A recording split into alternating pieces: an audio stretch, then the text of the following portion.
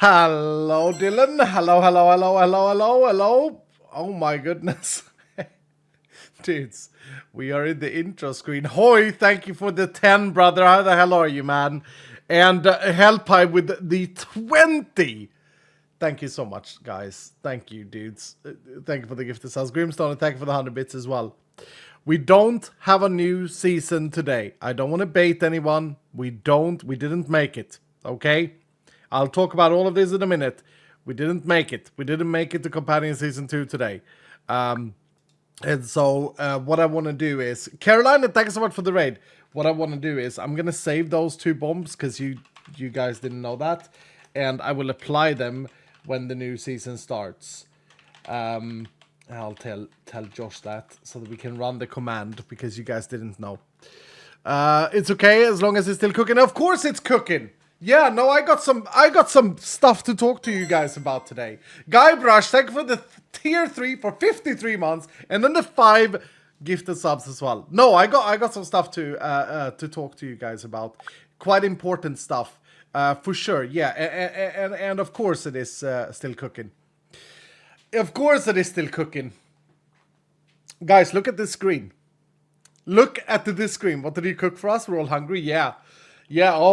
Oh, you're gonna be eating well. Oh, you're gonna be eating well. Where has it been? Where's this skull been? What do you mean? I'm here. I'm here. It's Sunday Fun Day. It's my first day of the week stream. Frozen Fish, thanks so much for the 5 gifted. Look, guys. I kind of want to get into this quite early in today's stream, but I also don't want anyone to miss it. So, but yeah, I got some announcements. I got some stuff to talk about today, which we're gonna talk about.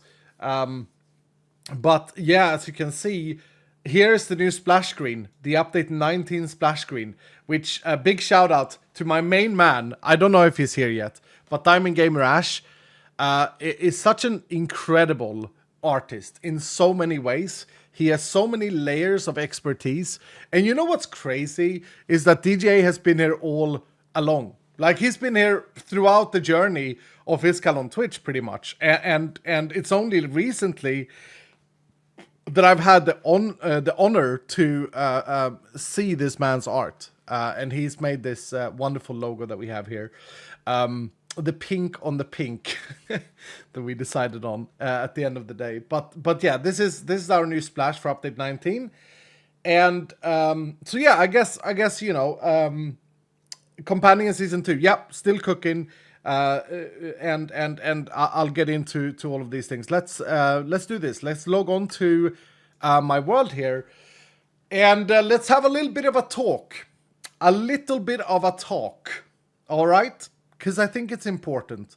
You know, some could argue that this stream is quite hard to do today because of like the season 2 not starting and where's update 19 and all these things. But I figure the opposite. I figure that this is a great opportunity to have a chat with my Dylans about some things. Right. So let's just the Venus pet is just running around here. That's hilarious. So let me start by saying this. I feel as if you know, a lot of people have been wondering like, okay, when are things coming, what's going on, etc.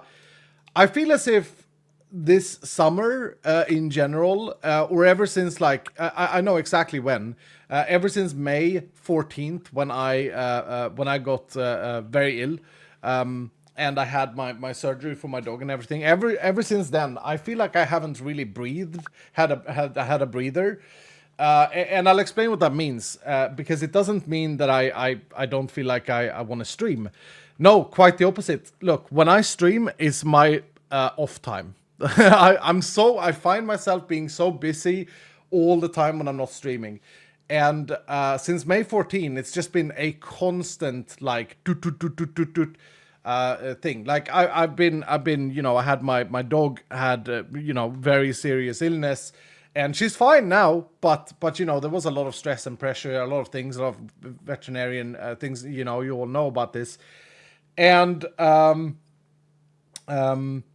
last week when we were streaming, You guys, I told you guys that I got the message from my mother that my grandmother is dying. Like she's very bad. She'd got very ill, very sudden. Not that it was like sudden per se, because she kind of she had a big heart attack last year, and and then things got rapidly worse. That's how you say it, I think.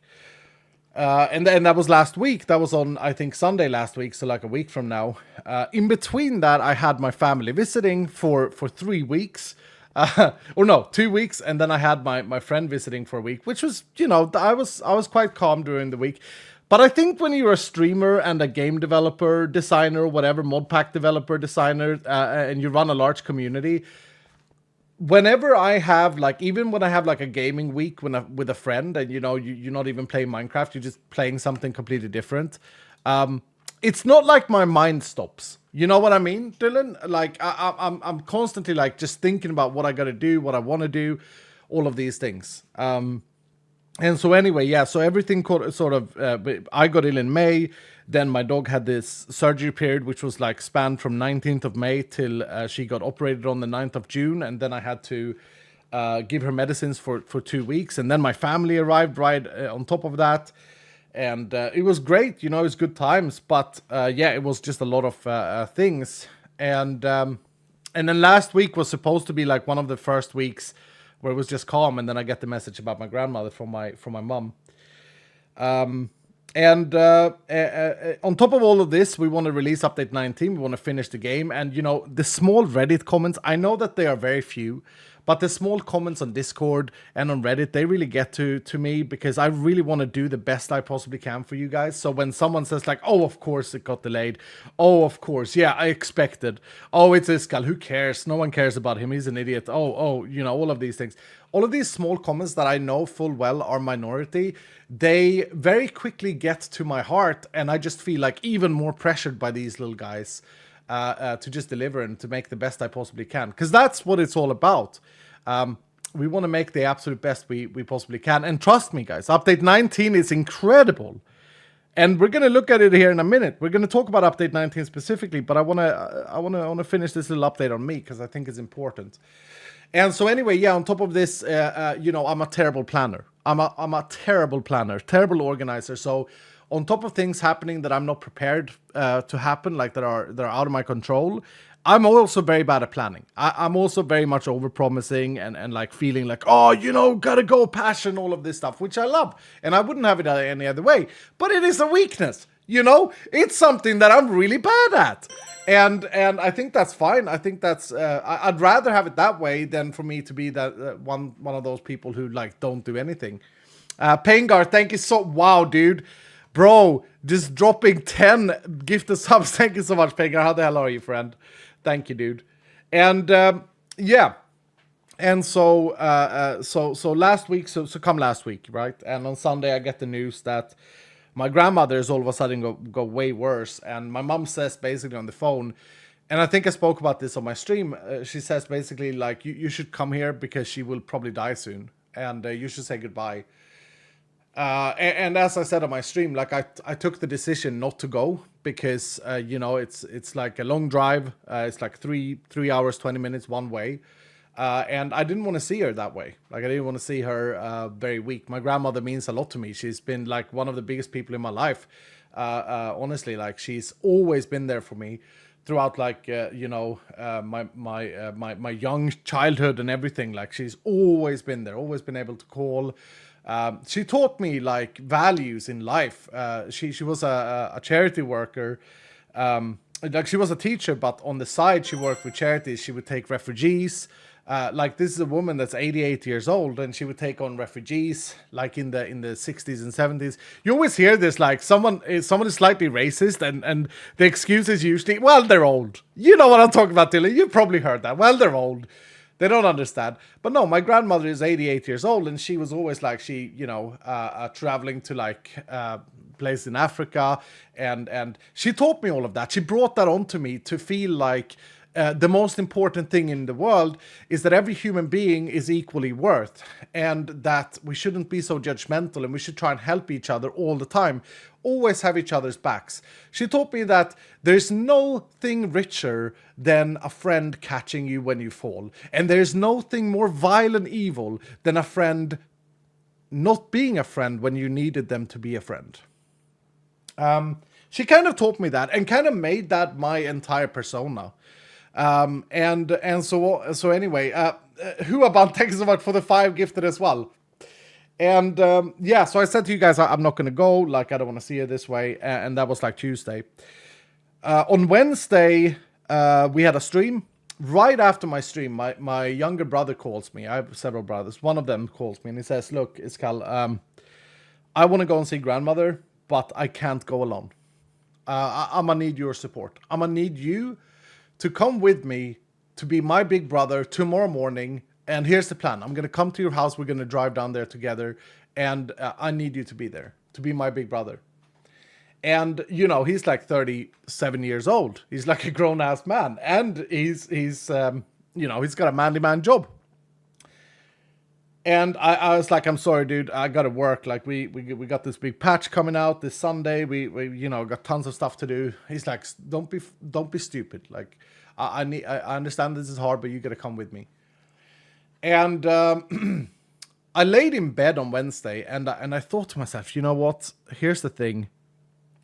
My grandmother might want to see me, but she can't come and see me because she is in her deathbed, and my brother needs me. So yeah, I texted my brother that we'll go. So on Thursday early morning, we left for my grandmother's house. Because she was at home, like in a hospital bed in her home. And we drove down and like, you know, the amount of thoughts and like memories we talked about in the car in the 3.5 hours or so. I think it took a little bit longer than 3.5 hours because like we were driving pretty slow. You know, we were coping, like we were stopping in places and stuff. And we go in and like I take a deep breath, you know, as I open the door. And I've opened this door many times. She's always lived in this house. I've opened this door many times in my life, and it's always been with happiness before. This time it wasn't. And like I in Swedish it's called that you making yourself out of steel, stålsätter. I did that before I opened the door, and I walked in, and you know, I walked down the corridor. My grandmother was laying in this room, and she was laying there like on her back. You know, she was looking very weak, etc., etc. And then my brother says, "Hello, Grandma," and I say, "Hello, Grandma," and she opens her eyes and says, "Hello, Iskal." Well, she says my real name, but you know what I mean. And my mother was there and her sisters, and they said she hasn't opened her eyes for 2 days. And then I sat there and I talked with her, and we talked about nothing really, but like she was smiling. She didn't have much energy. She said probably like 5 words in the entire time I was there for like 2 hours, 3 hours. And but she was smiling and stuff like this. And it was so weird, you know. And eventually she was gonna get like her morphine shot of the day, I suppose. And my mom said, "Okay, well, you can go now because she's gonna be sleeping the rest of the day and the evening. And I know you're busy." And I was like, "Okay, well, we'll go." And so I said to her, "I'm leaving now." And I didn't say we'll see you later or bye or anything. I just said we're leaving now. And then she replied again and said, "Okay, yeah." She said, "Hello, hello," which in Swedish can also insinuate goodbye if you say hello twice. So she went, "Hello, hello, Iskal," and then she smiled, and then we went. My mother called me the next morning on the Friday, and my grandmother died. She died this Friday, you know, as I left the house, it was the hardest thing I've ever done, or one of the hardest things I've ever done. And you know, me and my brother was just talking and like realizing that we'll never go back there. And I said to him, I said, you know, I think she's gonna die tonight or tomorrow, and she did. She died on Friday morning or Friday lunch. And I gotta be honest with you guys, like I had a very hard time doing much stuff on Thursday, even though I tried. And I had a quite hard time doing something on Friday as well. She just didn't say. She was waiting to say goodbye. Yeah, kind of. Um, and to anyone ever faced with this decision, like to go or not go, like I was completely anti it. I've done it once before and it didn't serve me any good. It did me worse to go and see that person. But my grandmother was much closer to me than I thought when I said on stream last week that I'm not going to go see her.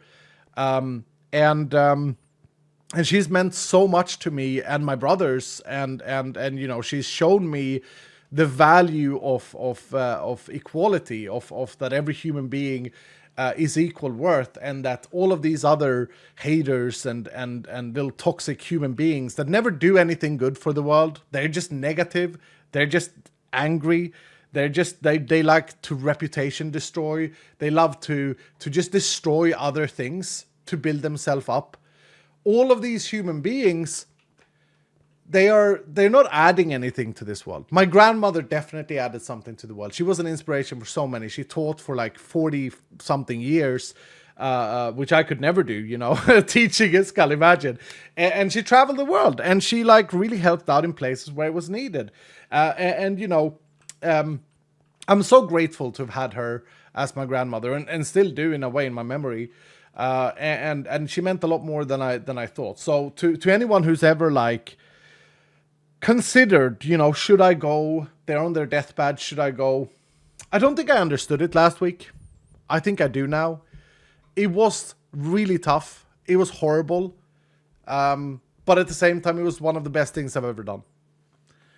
One of the best things I've ever done, hands down. Like the just the and not so much maybe for her sake, but for my sake as well. And yeah, I'm very, very happy that I went. I feel very at peace, but I've had a very hard time focusing. And then on Saturday, so yesterday, I had to do what I call a practical trip, because there's a lot of practicalities that happen when something like this happens, when you're a tight-knit, little family, and you lose one of the, like the hub, the core of the family, And so yesterday I lost like 9 hours driving and doing other stuff. So that's where we are at, okay? The boys, the team, has been working their asses off. And I haven't really been around since I streamed on Wednesday. Not that much. I mean, look, when I got home yesterday, I'd been driving for 7 hours yesterday. I was gone for 9 hours. I drove 7 out of those hours. And when I got home at 9 o'clock, I sat and wrote Jason and wrote quests for Vault Hunters till 1 a.m. And then I fell asleep. I fell asleep with my keyboard. And, all of this is to try and like always make sure we do the best we can. Yeah, I know, Danny, you've been doing amazing. All of you pre-release champions. We have installed up to 19 on the pre-release server. She's gone to the big vault in the sky, forever vaulting. Yeah, one thing that I did yesterday, that I thought was very important and stuff, was that I wanted to, in my way, in my nerdy gamer way, honor my grandmother. And update 19 therefore features a new unique wait, how do I do it here? Features a new unique that carries my grandmother's name and is probably the best chestplate in the entire game. This unique was not planned, but big shout out and thanks to Exploding Dice, who made this model for me very quickly. I designed a new chest plate that you can find in the X Mark room in update 19. It's called Anne Marie, and yeah, it looks pretty amazing. I love it. Her favorite color was red, which is really weird, but her favorite color was red. And here's the chest plate. I think it's the best chest plate in the entire game. And so yeah, it has armor, crit hit resistance, and ability power as implicits. It has health and armor as prefixes, and then it has levels to group heal. So it can have 6 levels to group heal. And then it has lowers the cooldown of group heal by X% between 25 and 75%. And then the big thing, revives you instantly and heals you fully if you die inside a vault. This effect can occur 3 times per vault. And yeah, it carries her name. And I think that it's, it's something that I can do. in my little corner of the world.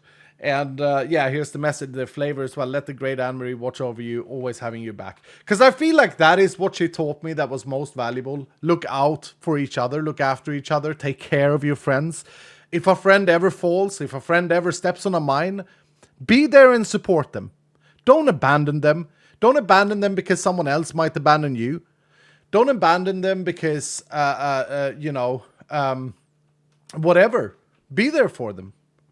Because so many people needs that. And I'm not crying, you're crying. I don't want you guys to be crying.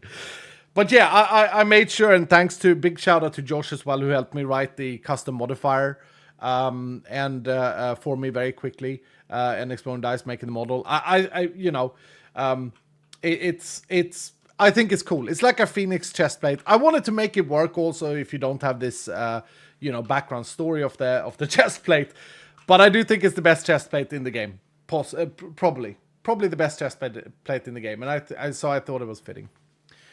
I never abandoned my friends. The other way around cannot be said, unfortunately. Yeah, but then they weren't your friends. Like this is what we got to go through, Corporeum. Like some people are there for their own reasons, money or whatever it might be. I'm not sorry for you. I'm happy you had such a great Nana. Yeah, thank you, Paul Mary. I think that's a very good thing to say. And look, guys, I've got a lot of thoughts in my brain. I've had a foggy brain and got issues like concentrating and stuff in the past few days because a lot of things like comes up. For example, back in 1996 when most of you weren't born, we made like a family holiday with my grandmother, and all of a sudden, I just started thinking about that. I just started remembering every single like dialogue that we had. It was really weird, but I'm not sad. I'm quite peaceful, is what I would say. Quite peaceful is what I feel. I'm so glad I made that trip. And to whatever Dylan it was that basically told me, don't not go, Iskal. Some Dylan said to me, while I was streaming, like, just go. Just go. You will regret it otherwise. And I was like, no, I won't. Yeah, I'm so happy I went. So, it's the acceptance, yeah. I was born in 2002. I did not exist to 1996. Yeah, exactly. So that Dylan kind of right? Yeah, he right. He very right. Very right. It was weird for me because I've had this before and it wasn't important at all. And so anyway, with that in mind, here's what I also did. I immediately, on the Wednesday night, right after my stream, I sort of delayed Season 2 of Companions. I basically felt like it was affecting the least people. Even though that a lot of Dylans have been playing and we have 6,000 Companions, it doesn't compare to the 40,000 or so members in the Vault Hunters official that are downloading the new update. So basically I delayed Season 2 of Companions, and I don't know when it will be done. It is almost done, but there's a bit of polish that needs to be done. I haven't looked at it since Wednesday night. And then all the hours that I had, I spent on Update 19, which was supposed to be released today. But I don't want to release it today. And here's the crazy thing. It's not because it's not done. Because I think it's pretty much done. We're going to take a look at it here in a minute. I think it's pretty much done with my grind last night, the grind this morning, because I've started today. I started at like 7:50 today, and I just stopped. I just stopped to stream. And the boys have been absolutely incredibly grinding. Incredible they've been. But I feel like I want to give it a day or two. I want to have a chance, and forgive me if I'm delaying and being annoying. But I want to have a chance to sit down and enjoy what we have done and make sure that I touch every aspect of it. Because it has been the majority of my life outside streaming while I haven't been busy doing other things. Like, family stuff and things. And so that's my decision. And I got advised against this by my dear developers. They were like, well, announce it then. Announce it early as we can. But I don't really want to. Now we can announce something on the Discord after my stream. But I just want to. I can't describe. We're gonna go through Update 19. I'm gonna show you everything that's in. Okay, and I think it's done. Like, I think it's not like everything from like quests and new quests and you see here the Herald reaching max level, companions, antiques, Royale vaults, everything from that to like one of the most amazing abilities that we've ever done in the whole world of Vault Hunters called Mana Barrier. I'm gonna show you this here in a second. I mean, look, we got the art in, we got the Chaos Cube, we got the Toxic Vial, we got all of these cool things, right? We got our new talents here. And like, I think everything is done. Like if I were to, if you were to ask me like what's not done, then I don't know. I think everything is in. If something is amiss, I'm sure a player will tell you about it, release it. Yeah, but have we really worked this hard for us to just say, well, let's just throw it out there. Let's just throw it out there and see what happens. You know? It's installed on the pre-release server, and we've been updating it several times. So those people are gaming. Well, at least I'm told. There's so many like small things that we've done as well. And here's another thing. Like, we're nearing the end of Vault Hunters 3rd edition. Like, we are. This is the first phase of the last update. You guys know this. Like this is the first phase of the last update. And with, this is going to make me sound super old. And I don't know what the hell I'm talking about, but I can imagine. It's kind of like I'm having a 17-year-old who's about to turn 18 and who's about to go out in the big world. And I'm like shitting myself. I'm like, damn, did I teach him everything? Like, did I teach him this? Did I teach him that? Did I teach him that? I just need to make sure, because this will be the last we ever do with Vault Hunters 3rd edition. That's crazy. I was only able to play it with the release of V3. Yeah. So, will the 4th edition be moved to new Minecraft version? Yep.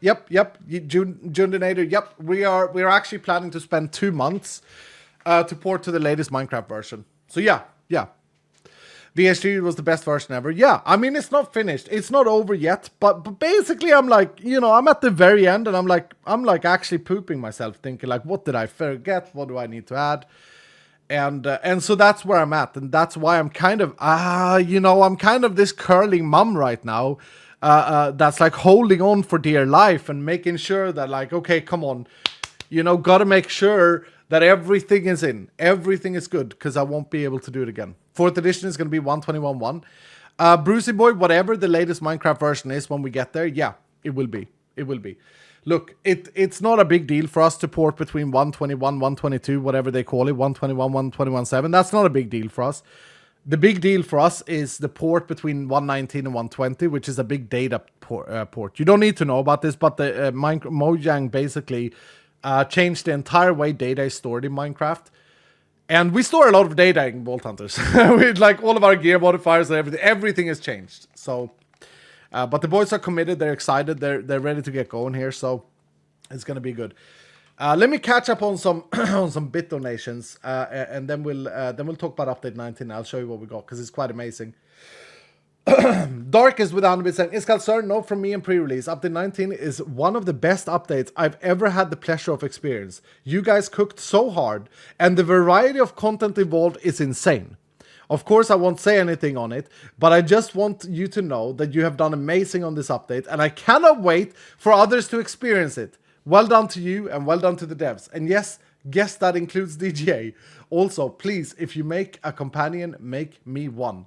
Thank you, Darkest. Thank you so much for the nice words, dudes. Happy Mummy with 100 bits. Hello, Happy Mummy. Angel Shan with the 300 bits saying sub-only chat still. Hello, everyone. Oh, is it sub-only chat? I don't know why. Invisible Me, thank you for the 100 bits saying sub-only chat is still on. What the hell, dude? Is it still on? Sub off. No, it's not. Okay, we fixed it. Okay. Bandit Ben with the 200 bits saying, hope everyone enjoyed this stream. The update in the wiki when that comes out as well. In Spain right now on vacations, won't be testing the new update sadly, but take some bits instead. Thank you, Bandit Ben, dude. I hope you have a good time in Spain. Rengineer, thank you for the prime. Gicky with 100 bits saying, I know it's hard to do. Please remember the true Dylans know that things happen and things get delayed. Vault Hunters is amazing, but we're here for you, sir. We are here to support you. I always choose family first. I can speak from experience. Say goodbye, spend the time, because when they're gone, you will always regret not taking that moment. I'm so glad you took the time. We're all here for you. Thank you so much, Gicky. And I want to say this as well, guys, like, I know this is kind of, in a way, it's a little bit weird, but I see my Dylans as part of my family. Like, you guys are my like, I don't know how to explain it, but this is what I mean with, like, you guys saved my life, you know, back in like February, January. You did. Without you guys, I feel like I don't, you know, I'm nothing. so I really appreciate having you guys here. I really, really do. And from the bottom of my heart, like, you guys mean so much. That's why I'm informing you guys about these things as well. I think it's important.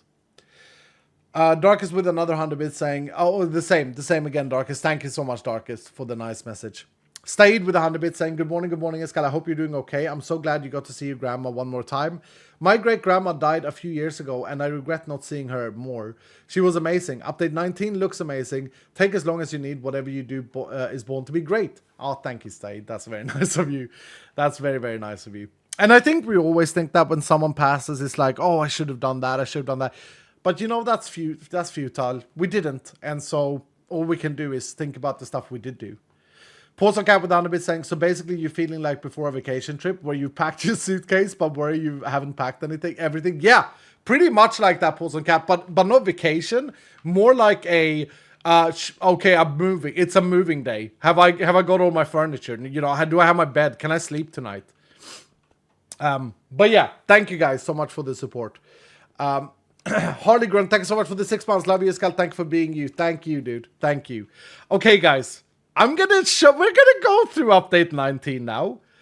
And one of the things that DJA did after my comments in my stream last time was that he changed this to copper instead of obsidian. I like it. It's nothing else in the game looks like this, and I like that. I like it a lot. I think it's very cute, very, very nice. But yeah, let me just wrap the whole grandmother thing and everything. What I mean to say is, I feel like I haven't had a breather since like 14th of May. And the only time I feel like I've kind of been chilled is when I've been streaming. Ironically enough, you know. And it's probably going to be like that for a little bit longer for me. And when I say a little bit longer, I always do this. I always underestimate things. I feel like I'm probably going to be pretty like locked up in things, and now I have to help out with some practical things for my mom's sake, which it's not that I don't like, it's not like I feel like I have to, like I want to, you know, funeral arrangements, all of these things, right? And so, you know, I'm just going to be honest and say that we're going to continue to ad hoc this summer, and probably for the next 4 or 5 weeks, I'm going to be pretty busy, and I'm going to be pretty, you know, on and off.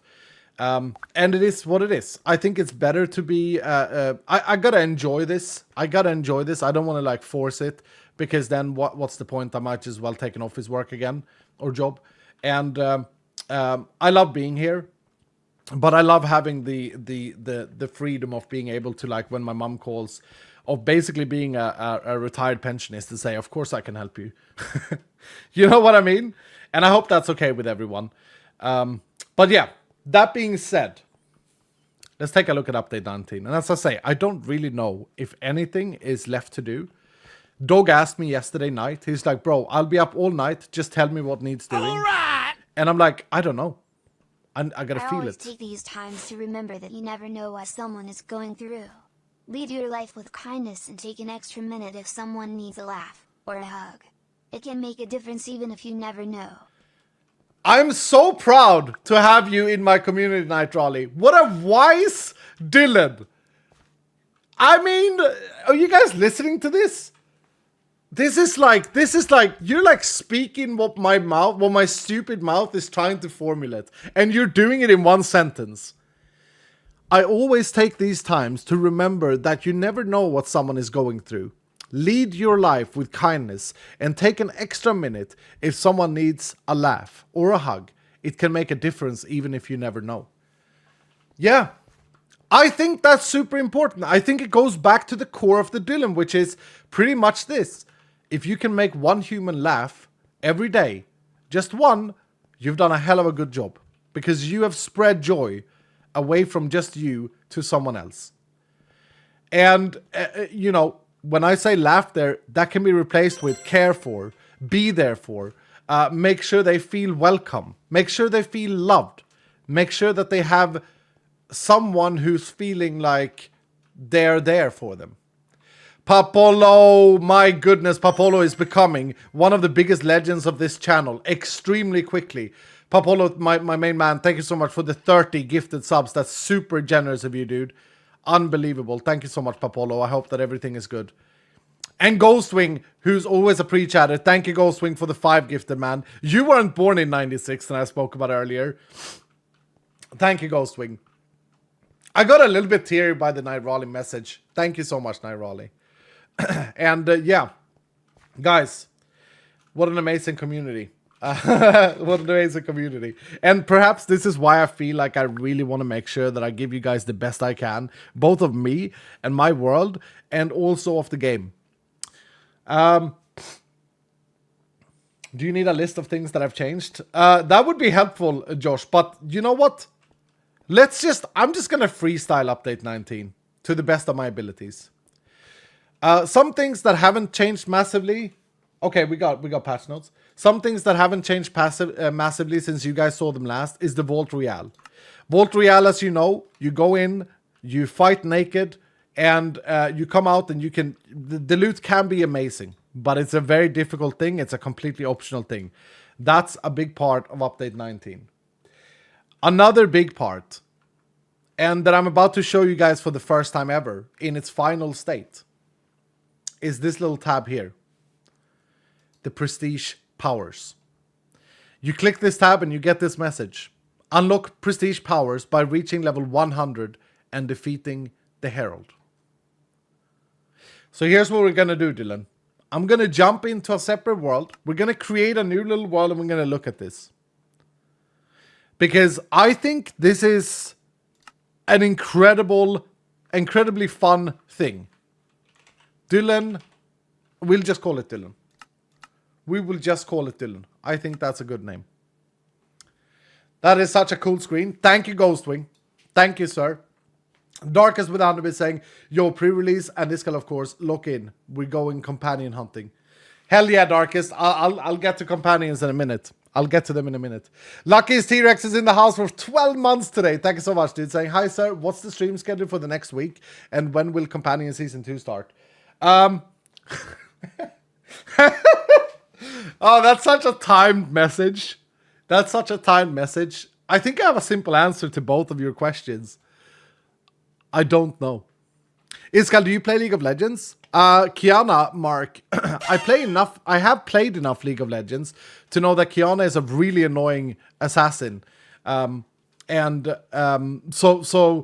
you know, I do play League of Legends every now and again. Never Summoner's Rift anymore. I'm too old for that. Too toxic. I just play some ARAM or whenever ARAF happens, I play that. I think that's fun. But yeah, not much. Not much. I'm not good. I suck. I can't play against a Kiana mid, for example. I'll just get angry, be like, oh, what the hell is this character just disappearing? And you know, ARAFs come out on live on the 30th. Really? I might ARAF a bit then. Yeah, I might ARAF a little bit. Okay, here's what we're gonna do. In order to look at Prestige, we're gonna go set level 100, and we're gonna go and use a command here. That's something like this. Complete Herald. Yeah, something like that. And now we can take a look at it. So here it is, ladies and gentlemen and everyone else. Prestige. And I am extremely proud of this. We worked very hard and tried to be extremely creative with this. And the level goes blue. Yeah, in update 19, when you hit level 100, you can continue to level. Every time you level up, you get a prestige point. And actually, I'm going to have to debug here and give myself... how do I do this? Prestige... No, Vault level, I think it's under. Vault level... No. Add, here we go. Add knowledge points. Yeah. And like, let's add 50,000 here. to escalate 5. No, just like that. And then add prestige points. Let's add 50,000. Yeah, whatever. So that we can check this out properly. So yeah, you get, every time you level up, you get one of these blue prestige points. And this screen here, we call it prestige powers. These are pretty impactful choices that you make in the game. And they unlock in a tiered system. So going down this line, you will see that you have tier 1, Whispers of the Market, tier 2, Mark of Gluttony, tier 3, Gift of the Petal, tier 4, Dance of the Prismatic Feather, tier 5, Immortal Trinkets, and tier 6, Aspect of Berserk. And let's look over the first tier here. So the tier 1 prestige, they might not be super powerful. They're still pretty fun. The first one here, Whispers of the Market, makes the special slot in the black market contain new rare items and adds +5 rerolls. Very obscure what rare items are, but you know, it is what it is.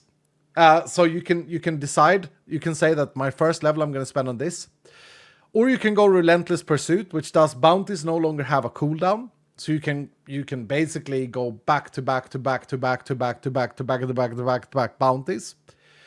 5 rerolls per day. No, 5 rerolls per iteration per the 2 hours extra.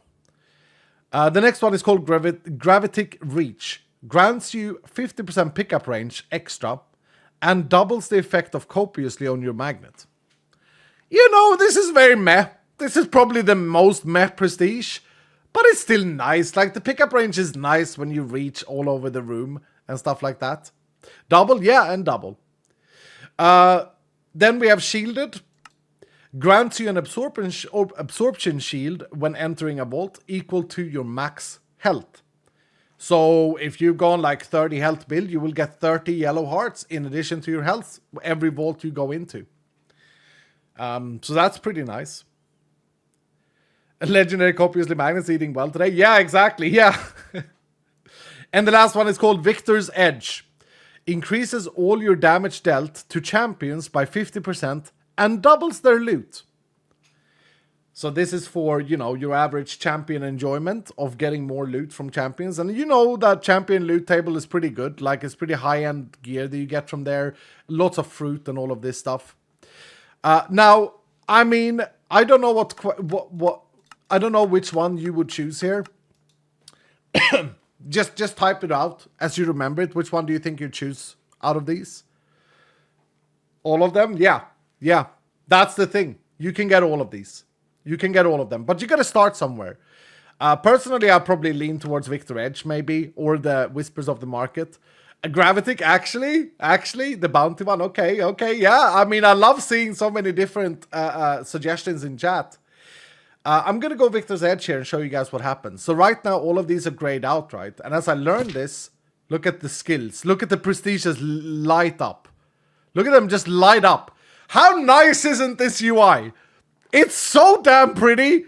I get all excited just looking at it. So pretty, exactly, yeah. Okay, so tier 2 prestiges.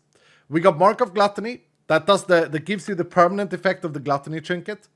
Echo of the Anchor, the permanent effect of the Anchor trinket. Blessing of Elvish Air gives you the permanent Elvish Air trinket effect, which is fall damage. And Grace of the Cat, which does the 75% dodge chance permanently. The middle one is called Bloom of Time. Doubles the time granted by any vault fruit. So if you eat an orange, you're going to get 2 minutes instead of 1. Perma Elvish Air is huge. Yeah. There it is. There it is, Highweed. Yep. I'll take that. Yeah, Bloom of Time, pretty strong. Bloom of Time, pretty strong. And now, as I pick this here, look at the UI. Boom. The tier 3 lights up. Because now I'm eligible to take a tier 3. However, I can no longer take a tier 2. That's not because they're locked. It's because it's required that I've spent 2 points in the previous tier. So if I want to take another tier 2 now, I got to go back and take a tier 1 first. So if I take Whispers of the Market as well, now I can get a new tier 2. You see how it works? So you can decide if you want to go all the way down as fast as you can, all the way to the aspects down here, which are the ultimate powers, or if you want to spread out and take it slow, you know? And so anyway, so now we are available to take the Elvish Air if we wanted that. And now once again, we need to take yet another one in the first tier. You like that? Love the customization? Yeah. So I wanted a system where your choices make sense, but never locks you down. I want you to be able to unlock everything, which you are, but I wanted it to be like somewhat of a progress where you choose different things. Can we in theory get everything on here if we grind enough? Yes, you can. Yeah, you can get every single prestige power. Every single prestige power. Yep. Every single one. Okay, let's go to tier 3. We have the Gift of the Petal, which is the Velaris Petal, giving you +1 regen permanently. We got the Veil of the Shadow Cloak. Same thing, but the Shadow Cloak. We got the Carapace. Grants you the effect of the Carapace Trinket, giving you immunity to all negative effects. And then we have Impactless. Makes you immune to any and all kinetic damage. Pretty strong. Yeah, I think so. And Crystal Weaver's Gift. Increases the capacity of any crystals you craft by 100, allowing you to modify them further. So you're going to be able to have your 200 capacity crystals, Dylan. And do you guys remember when I introduced the crystal capacity system and people were pagging, but people were like, oh, I want to make even bigger crystals. I want to make like 20 plus ornate. I had this plan all along. That's tier 3 only. That's crazy. Yeah, you're getting pretty powerful here. And so anyway, so you pick whatever you want here. Like, obviously, I think Gift of the Petal is super, super strong. Super busted. And since I've already taken 2 in the tier 2, I can just go 2 now. So I could go Crystal Weaver's Gift as well. But let me wait with that and let me show you tier 4. So on tier 4, we have Dance of the Prismatic Feather, which is the Prismatic Feather triple jump trinket. We have Wings of Ascension, which is the Wings trinket. We have the Burst of the Aether, which is the Aether Spark trinket. And then we have the Stride of the Frog, which is the step up frog trinket. And then we have Trace of Eternal. Increases the chance of finding temporal relics when breaking pylons by 30%. So, quick side note, there's no longer anything called Temporal Shard, it's called a Temporal Relic now. And it has a new icon. I'm a big enjoyer of this icon. This little relic icon here. So if we take a look here at Temporal, yeah, this is what you know as a Temporal Shard. And you roll this one and you get your Temporal thing. Yeah, love it, that's huge. Yeah. I think the icon is nice. I drew it myself and I like it. Okay, so anyway, so let's say we take the Stride of the Frog here. You get the point now. We come down to tier 5. Tier 5 is all about immortality. This makes your trinkets immortal, your gear immortal, your tools immortal, your charms immortal, and voidstones immortal. And what do I mean by immortal? Well, as in they will never take up a use, and they will never take any durability damage. Ever. Again. What? Really? Yeah. We're making your tools and your gear and everything completely immortal. So that you can do the thing that people have asked for so long, which is, I want to permanize my chestplate or whatever. That's broken? Yeah, it is broken. But you're also tier 5 prestiging. You're gaming when you reach this point. Gods will become gods. Yeah, pretty much. Nate, thank you so much for the tier 2 for 5 months, saying missed the half first hour of stream, but hopefully here for the rest. Always enjoyed your content, and I'm looking forward. I'm looking forward for the new update coming out. Keep up the amazing work. # never ever leaving. Thank you, dude. Thank you so much. Okay, now the tier 6s. These are called the aspects, and here is a mixture between a throwback to old days and inventing the new. Okay, these are really cool, Dylan. We'll start with the least cool one, which is Aspect of Treasure. Looting a chest increases your item quantity and rarity with 5%. This effect can stack up to 20 times and wears off while not looting a chest for at least 10 seconds. Archetypes. There you go, Kiana. Archetypes indeed. Yeah, it's throwing it back to archetypes. So this thing basically doubles your item quantity and rarity if you keep looting chests. And guys, in part 2 of update 19, we have greed vaults. And do you guys remember how I said you make greed crystals? They contain any and all resources that you find inside vaults. So you're gonna need something like this. You're gonna need something like this in order to continue to run greed crystals.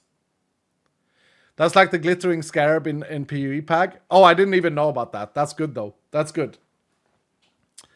I think the best of the aspects are these two back here. So I'm gonna start here. The next one is aspect of the Berserk. Increases your damage by 5%, and this is overall damage, both AP and AD, every time you damage a mob. This effect can stack 20 times and last for 10 seconds. So basically you double your damage if you keep attacking. Berserk, my beloved, yeah. Back to the Barbaric, pretty much the rage one we had as an archetype. Bits reading is Escal? Yeah, sure. Sotaras, sure. Sotaras with 100 bits 4 minutes ago saying, hey Escal, I'm on my vacation, but here to say hi. Just a question for opinions. I died in my single player world with 20 gold in storage and 134 gold price, so I run a wealthy vault with what I had left and then spawned the remaining gold. Now I'm voiding my gold till I paid my debt because I couldn't wait for update 19. I think that's a fantastic solution, Sotaras. And, you know, hand on my heart, I'm far from perfect. Oh my goodness, I'm so stupid. The death mechanic that's in update 19 that does exactly that, Sotaras, should have been in years ago. So that's on me. You should absolutely do that. If you get stuck in the current bad game design, blame it on me and cheat the gold in. And then, yeah, pay it back if you want to, or just say, well, you know, it is what it is. Bad game design. How does Voltans get better with every update? This is so insane. Thank you, Celine. Thank you, dude. True. No, I agree, Sotaris. I think that's a great solution. Thank you for the bits, man, and I hope you have a good vacation, sir. El Tuesday, thank you for that bit saying, okay, that is just insane, but I have a question. If I want to have every tier 6 thing, I need to learn every tier 5 and every tier 4, but what if I don't want to play with the feather? Can I somehow disable the bonus I get from unlocking it? Yes, you can, El Tuesday. Yes, you can. That's a great question, and perhaps something that I should show you guys. Oops. We have made a new feature. Can I do this? Left Alt? Yeah. Yeah, here we go. We have made a new feature that will allow you, when you have a prestige that's available for activation or deactivation, like, for example, I'm going to have to learn some more here. Let's go down here, and let's go down here, and here, and let me get the prismatic feather. Like, for example, the end ranker. You can disable or enable it, and and you can do that with. Okay, I just found a reason for why this is not ready yet. I just found a reason. The prismatic feather is not working. You really cooked here? Yeah. You can activate and deactivate all of these that can be considered annoying. So that includes the feather, the wings, end ranker, the burst of Aether, the frog probably. I need to get Josh on these things, but he's not here at the moment. He's busy. But yeah, so all of these things that you may want to disable or enable, you can do through this action wheel. The frog too, yeah. Bug found, yeah, exactly. This is why I need to hold it. I need to cuddle it, and I need to say, you're my 17-year-old. You're about to head out in the big world, dude. Please don't F up, man. You know? Darkest with 100 saying, did I hear God of Chaos? Darkest. Bobok with the 200 bit saying, Chaos, I'm Chaos incarnate. Oh my lord, it's spreading. Eltuzid saying, this is so insane. Thank you guys, you're freaking amazing. Thank you, Eltuzid. Callum, what's up, man? Thank you for the 100 bit saying, just got a mystery Skull, and there are two things I've seen in this stream sound great. You probably already have been asked about this 100 times already, but do you have rough dates for part 1, part 2, and Voltans 4? The date for update 19 part 1 was today, and I'm gonna hold it. And I think it's pretty much done. But as I say, I need to hold the. I need to cuddle it for a second. Callum, if I am to give you a part 1 release date, how about if I say Wednesday? Give me 3 more days. Because that's the amount of days I lost due to what happened in my real life this week. That's the amount of days I've spent doing other things. Or I've spent 2.5 days-ish. Does that sound fair, Dylan? Something like this. Something like this. Like, it's pretty much done. Or it's... I mean, the boy says that it's done. I just found the first bug. So, clearly there are small things that we need to fix. And guarantee you guys that there will be a hot fix. There'll definitely be a hot fix. But I want to release it as good as possible. Because this update is huge. We have done nothing like this before. It's so much new stuff. Let me go back to the tier 6 prestiges. So, Berserk increases your damage. Treasure increases your loot. Aspect of the ward. While not taking or dealing damage for at least 30 seconds, you will generate an absorption shield equal to your max health. Any ward archetype enjoyers out there from back in the days? This is actually buffed. This is better than what ward was when it was an archetype. You know? 2x health in my LMAO. Yeah, it's pretty damn good. +1, yeah. It's pretty damn good. But guys, I've saved the last 2 aspects, the best aspects, to last. Here we go. Aspect of the commander. Doubles the duration of your companion's temporal modifier. You know how you've been saying, like, Iskall is playing with these legendary modifiers. Oh, and I want to play with them too. And I want to be doing the things that Iskall is doing. Oh, and it's so boring. Like, let me be OP. Oh, he's OP. He sucks at Bolt Hunts. Oh, he can't black out a bingo. And then I come online and I black out my first try. You remember this, Dylan? You remember the chatters? The mini Dylans that's been saying these things? Well, I understand that you want to. And the plan from the very beginning, from when I designed legendary modifiers, the plan was to one day bring them in a balanced way to the game so that you can enjoy them. This prestige power that I've just shown you doubles the duration of your companion's temporal modifier. You guys want to know the max duration of the temporal modifier on a companion? It's not 5 minutes. It's 10. And so with this prestige, you will have your legendary modifier for 20 minutes inside the vault. That's almost the entire vault. Imagine 20 minutes of overpower. Exactly. Guys, you have to understand, it's not that I don't want to give you these things. It's not that I don't want you guys to smile and feel absolutely amazing when you one-tap everything for 20 minutes. It's that I want to make it so that it's good, and so that it's fun, and so that it's something that you guys achieve. Loot Goblin easy? Exactly. You can have a 20-minute Loot Goblin. Pretty crazy. Personally, I think that this is the best prestige. Personally. But aspect of mastery comes pretty damn close. Here we go. Doubles any extra skill levels gained by gear, cards, trinkets, or any other source. So let's say that you have +8 javelin. With this aspect, you would have +16. Let's say that you also have +4 rampage. You would then get +8. My hunter javelin is back. Yeah. Yeah. I don't know which one is the best, but I think these two are... They're basically they're tier 7. Level 50 fireball, yeah. Yeah. We've also solved the bug. We've done a lot of bug fixes behind the scene that I'm not going to go through, but we've also made it so that abilities aren't stuck on level 18 now. They're going to continue to overlevel. So anyway, prestige, as I say, you need the prestige points, but you also need knowledge. People are always saying, oh, what should I do with all my knowledge? Oh, it's so silly. I'm just going to soul shard it. Yeah, well, now look at this. The first tier costs 25. Second tier costs 50. Third tier, 75. Down to 150. Then 300. And then 600. In total, you have to spend 6,000 knowledge on the prestige board. To compare that with the knowledge board, which is 1,000 knowledge. Knowledge stars. Knowledge stars that you have to consume, little pepper butt. But don't forget that you get things like Aspect of Treasure, which will increase that. You get Companions with Loot Goblin, which will increase that. You get Super Crystals, which will increase that. I think it's fine. I think it's fine. I think it's gonna be okay, dudes. Yeah, I think it's gonna be okay. It sounds like a lot, but I think it's gonna be worth it. Yeah, Chandler said it. Rage, thank you so much for the 48 months today, saying not be able to catch the last few streams, but how's your dog doing? My dog is doing fine, Rage. She's doing good.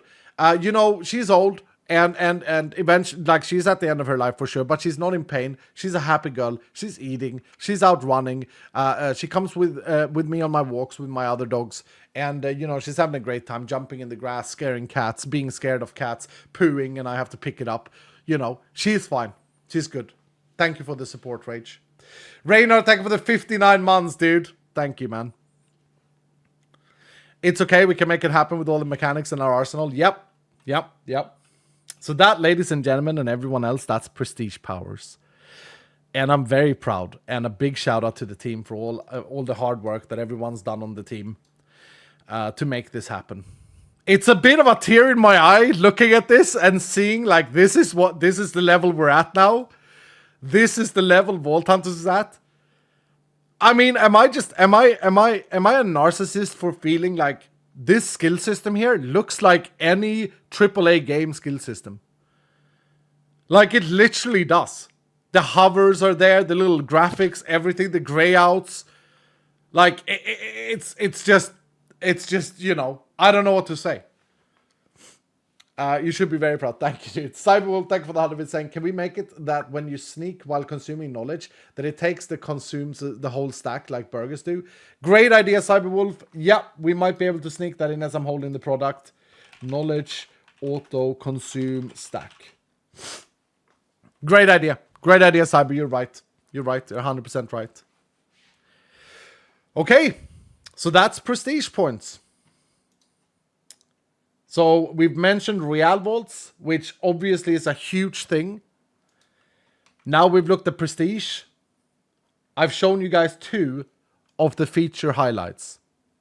Not 2 of the edition, 2 of the feature highlights. We got 2 more to look at. And it's time to take a look at companions and the way we have designed them for you guys who play the game. And I've shown you the companions in my last stream, but I'm going to show them again because they are now at a state where they're finalized. There's a quest about this as well. Companions comes into play at level 100. Companions comes into play at level 50. They have a little companion quest here. And at level 50, you can start finding companions inside vaults. I wonder if I can show you guys. Yeah, I can.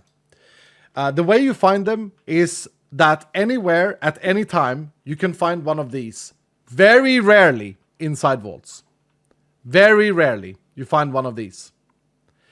And when you break it, it will spawn an egg, like this here. That will float like a temporal relic, like does from pylons.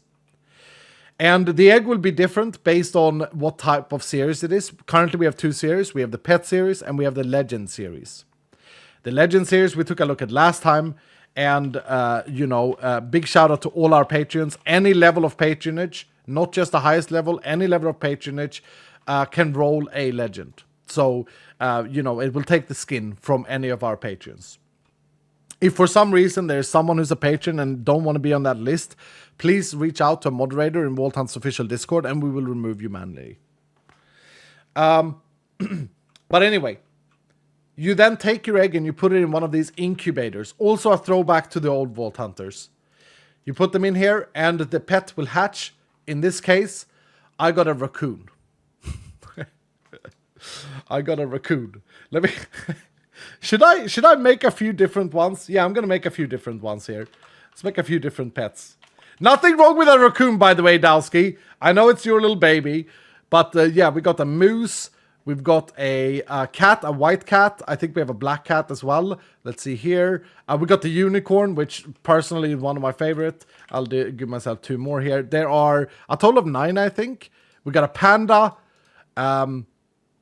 And we've got a little pug. Oh, I love the pug. Carolina's edition, I think. Now, when you roll a pet, they will, as indicated on their tooltip, they are going to roll a temporal modifier. This one has rolled lunar, which is a new temporal modifier. that lifts up all the mobs. Mobs in this vault are out of your way. They levitate above the ground.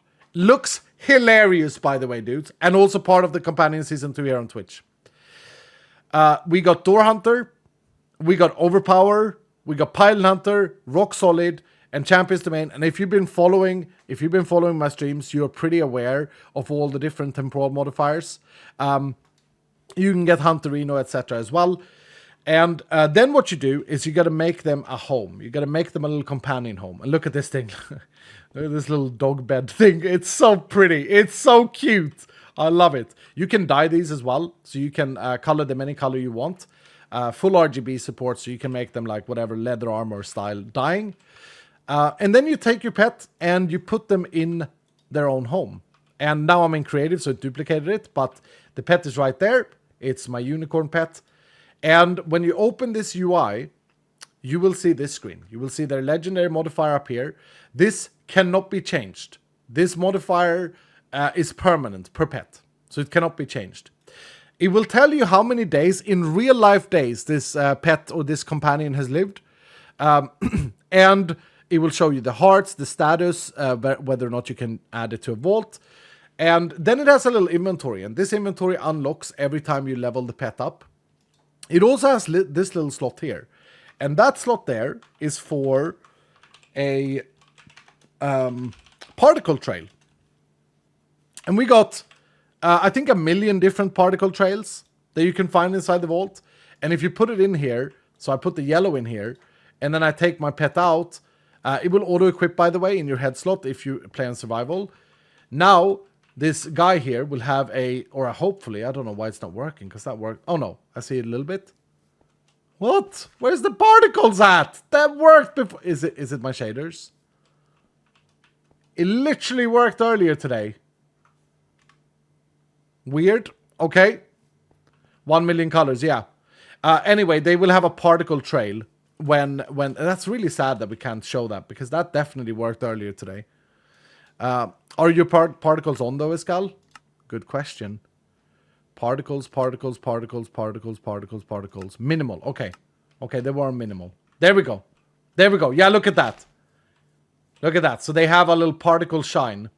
It's just a little fun cosmetic, right? But I certainly appreciate stuff like that. I think it's fun. The companion can also never die. Like, you can never avoid them. And if you want to name your companion, you can do so with a name tag. So you can grab yourself an anvil and you can name your unicorn, for example, Gustav. And now he's named Gustav. And if you pick him up, oh, we need to make sure you can pick him up like that, I suppose. Anyway, if you pick him up or take him off your head and put him back in his thing, you can see that now he's called Gustav in the thing. Companions can also level up, of course, and they level up with you in a vault. So if I want to level up my Gustav here, I have to bring him to the vault with me. And he will get some experience based on how well I do in the vault. A companion can become 10 levels. They can reach 10 levels. Let me set the game rule, do daylight cycle false, time set 6000. Game rule, do weather cycle false as well. They can become 10 levels, and they also change their set level. They also change their size when they level up. I don't know why that doesn't update automatically, but if I now pick him up and put him back down, is he bigger? I don't feel like he looks bigger, but if I get another home, and we have the original Gustav there, I guarantee you're going to see it here. I mean, there is a slight difference. There is a tiny bit difference, yeah. It's not much. It's different depending on the pet. I know that the Papillon, by the way, the Papillon is a pet. I know that becomes quite a lot bigger. OMG is so fluffy, yeah. And now when it's level 10, it also has all the slots unlocked, as you can see. Dog, I don't know, when you said that everything is ready and there are no bugs, like, what is this? Brother, is this just because I'm using commands, maybe, to change it? Can we name them Dinnerboat? No, we don't have the upside down feature. We don't. We might add that. What's up, Meinstein? How you doing? Yeah, I don't know why this is still locked. You're using dev commands, shaking my head. Okay, so it's only the commands being broken. Fair enough, though. Fair enough. But yeah, when they level up, they will you will get access to their inventory. And their inventory is very interesting. I wonder if we have a command to get myself a... do we have a command to get the... to give a relic dog? I'll send you a command. Thank you, sir. Thank you. Oh, I need to not set level. I need to add level. Okay, I see how it is. Okay, let me throw this guy in the bin. And this guy is also level 10 now. Okay, that guy. Okay, here we go. You know what? We're not gonna do the unicorn. We're gonna do the pug. We're gonna do the pug instead. Here's the pug. Pug is our new best friend. Here you go. Hello, pug. There he is. Oh, so cute. Okay, so we're gonna do add experience, add XP, and we're just gonna give him like that amount. What level did Wrinkles become now? Level 4. Okay, now if I put Wrinkles down the house, will I be able to see his inventory? There we go. Okay, here we go. Wrinkles, our door hunter. And now the door hunter is lasting 300 seconds. Is that really 1 minute per level? It should last 4 minutes. How many seconds is that? 120. It should be 280 or something like this. Anyway, every time they level up, their legendary modifier increases with 60 seconds. So at level 4, it's 4 minutes. At level 1, it's 1 minute. At level 10, it's 10 minutes. 4 minutes is 240 seconds. There we go. Thank you. Yeah. So this is 5 minutes then. So it's +1 at the moment by the looks of things.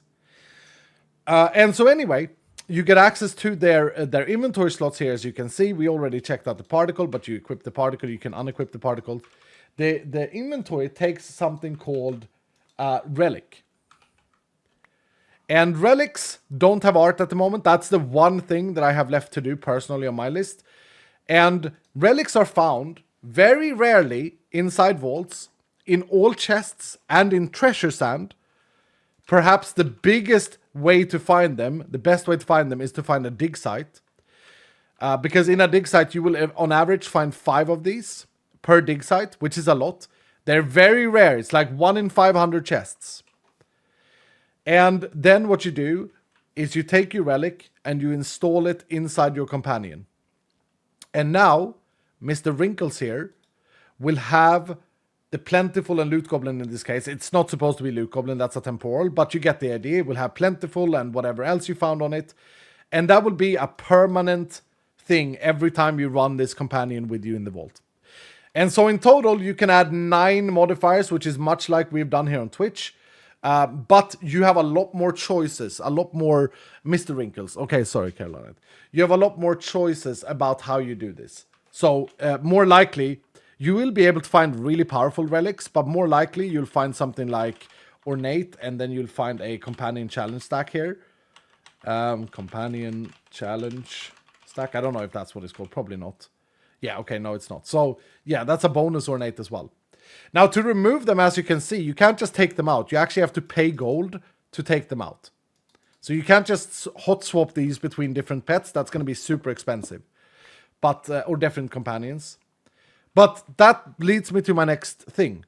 Yes, the idea is that you collect several different companions. You can bring 1 per vault. And once they've been in a vault, they will go on cooldown. The cooldown will increase the more relics you have on them. So if we look at our little panda here, which is a level 1 boy, his cooldown is 40 minutes. So after you run a vault with this guy, he needs to rest for 40 minutes. I mean, we all gotta respect rest times. I think it's important. Bobok, thank you so much for the tier 2 for 11 months, dude. Welcome back. Masters with Underbit saying, for real, how is it possible that such a small dev team creates such insane updates so frequently? You all are amazing. Mojang can learn from this. Thank you, Masters. We got Carolina with the 500 bit saying, for the Dylans, try Dinnerbone. Also, Wrinkles is the best one. Try Dinnerbone. Do we actually have Dinnerbone support in? I gotta try it now. Is it just Dinnerbone or is it an underline afterwards? There's no way we built this in without saying anything to his skull. Oh, there is! Oh, that's stupid. That's stupid. Yeah, okay, that works. And now he's sleeping. He's sleeping up, so he's hovering. He's having a good time midair. Oh man. Okay, I just got the command here. This is more like a relic that you'll find that adds companion challenges. But you can find all sorts of companion relics. These are supposed to be a super fun hunt for you guys. And they only appear if you bring your pet or your companion into the vault. And if the companion is ready to help you. That's the only time you can find these companion relics. They don't spawn in otherwise. Darkest with the 100 bit saying, that's why my cooldown is so high. Yeah, if you found a lot of the relics, Darkest, then probably. Bobok with 100 bit saying, Blue Dragon Companion. Blue Dragon Companion, that's interesting. Yeah, look. Do you guys want to know the main reason why I want Phase 2 to be separate from this update? The main reason is because I want to add more pets. But it takes time to make these. Like the amount of work that Diamond Gamer Ash has done, who's made all of these pets. They have sleep animations. They have... Okay, look. Okay, I just got to do it. I just got to do it. I guess so. I just got to show you the guy. I don't think the ghast is in at the moment. Unfortunately, I want to show that, but I don't think that's in. Josh can confirm. But I'll show you this man here. Okay, here we go. Here we go.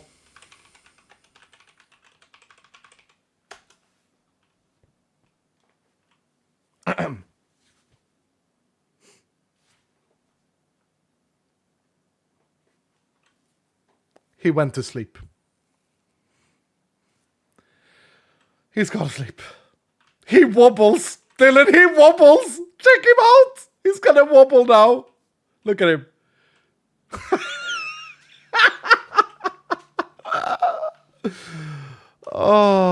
Will the XP game for each level after 100 be the same, or is there an increase every few levels? No, it will be the same. Every level beyond level 100 is the same as 99 to 100.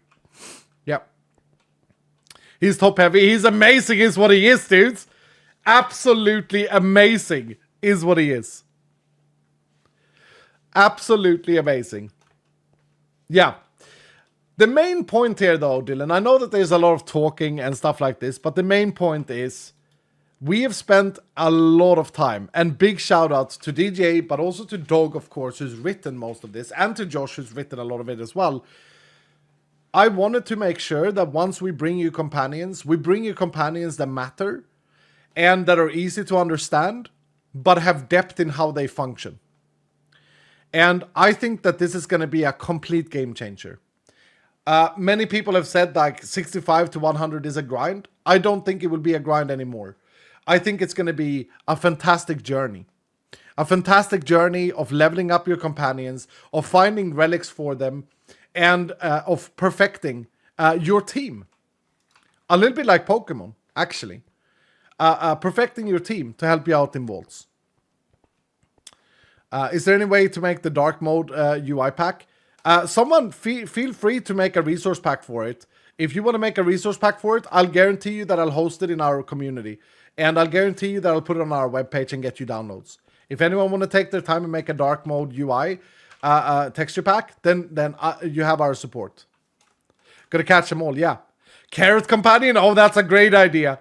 Oh, I love that. Imagine a little floating carrot with eyes on it that blinks. Oh, I love that. There already is a resource pack, says Josh. Yeah, but I don't know if it's updated, Josh. If there is, then please come to our Discord and grab it, if it's updated. What does the Shiba look like? We'll take a look at the Shiba. Is this guy still equipped? No, he's sitting here. He's sitting there, and boom, take him there. There's the Shiba.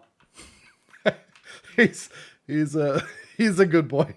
He's a good boy. We have more dogs. We have Venus, which is a Siberian Husky, which is my old dog. And then we have Papillon, which is the other dogs I have. Although everyone who's seen a Papillon in real life, you will love the front. It looks very much like a Papillon, but the tail, yeah, not so much. Not so much. It's really hard to make hair and stuff like that in Minecraft. But absolutely adorable. So, yeah. There it is, dudes. There it is. Companions. And once again, I don't feel like I've explained this well enough, but when you go into a vault with your companion, with your modifiers, with your door hunter, we'll actually do it right here. We'll bring Wrinkles. We'll bring our little pug friend here. And you can click on them in the overworld as well. Oh, no, you can't anymore. We've removed that, apparently. We're still working on, or I'm still working on how to display the modifiers quickly. I still think we need to do something there to make that feel good. Because we had a system and I didn't like it. You misclicked many times and it looked ugly. And so, like, a lot of the things that are left now, if anything, is just I don't know, me being a bit annoying at certain things. But yeah, anyway, if we put this down and we go in here with Mr. Wrinkles, Mr. Wrinkles is going to follow us and going to add the bonus ornate and the plentiful. And what did Mr. Wrinkles have as their legendary? Was it Door Hunter? I know I've shown this before, but I'm going to show it again. He doesn't randomly activate it inside the vault. Instead, you go into Controls Keybinds, Temporal, and you bind a keybind for this. So if I want to put it on like, I don't know. Can I not bind this key? What? Yeah, there are a lot of keybinds in Vault Hunters. That key there, whatever that is. Then I press it, and Wrinkles adds Door Hunter for 5 minutes. Or for 5 minutes is actually another bug that I just found. He will add it for the duration of the companion. So this would be if Mr. Wrinkles is level 5. Oh no, wait. We already saw that bug. He's level 4, right? So yeah, that makes sense. That makes sense. And he will follow me around. And no, he cannot die from other sources. He can't be punched by mobs or anything. The only way Mr. Wrinkles dies is if I die. If you play in casual mode, the companion will never die. But if you don't play in casual mode, the companion will retire. We thought it was a little bit too harsh to make them die fully. So we decided that they retire. You can still equip them and still look at them in their home, but they can no longer help you in a vault. Forever? Yeah, forever. They gain hearts though. As they level up, if we give a little bit of experience to Mr. Wrinkles here, companion add experience. Is that max level now? Did I make him? He's level 7 now. Now if I put him in here, he's supposed to be resting here. He's supposed to be in the rest state. So that's another bug that's not done. Like he's supposed to lay down. But yeah, now we can see here that now he has 2 hearts. And I think at level 10, which is max, I think they have 5 hearts. Something like that. So yeah, there he is. There's the companions. And yeah.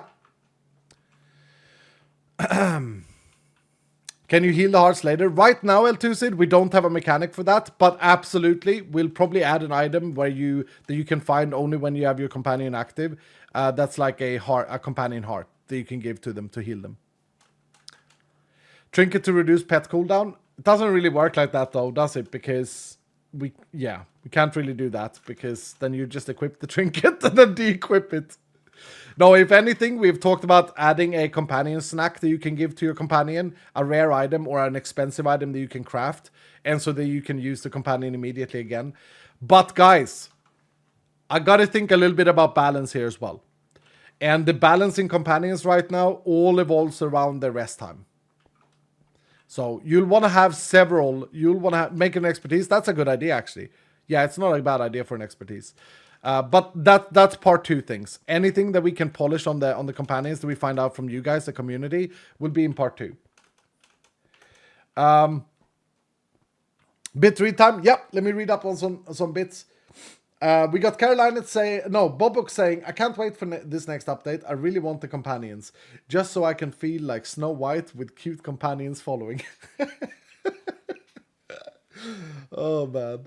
Darkest goes, I have 25 relics. Oh, dear. Okay, maybe the rates on the pre-release server are up Darkest, because that sounds like a lot. Callum with 100 bits saying, the fact that Vault Hunters is a free add-on to a game and yet you consistently create updates that compete with big AAA studios is insanely inspiring.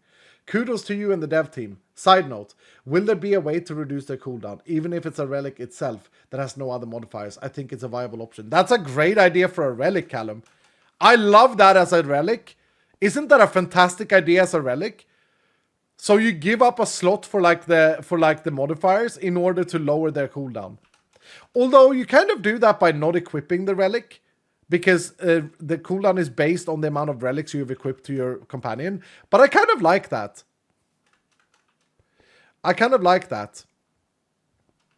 I will say this though, Callum. It's thanks to the generous Dylans, the patrons, and everyone that supports this game. Even if it's on the $5 level, or even if it's the 100 bits, like everything you guys do for us is amazing.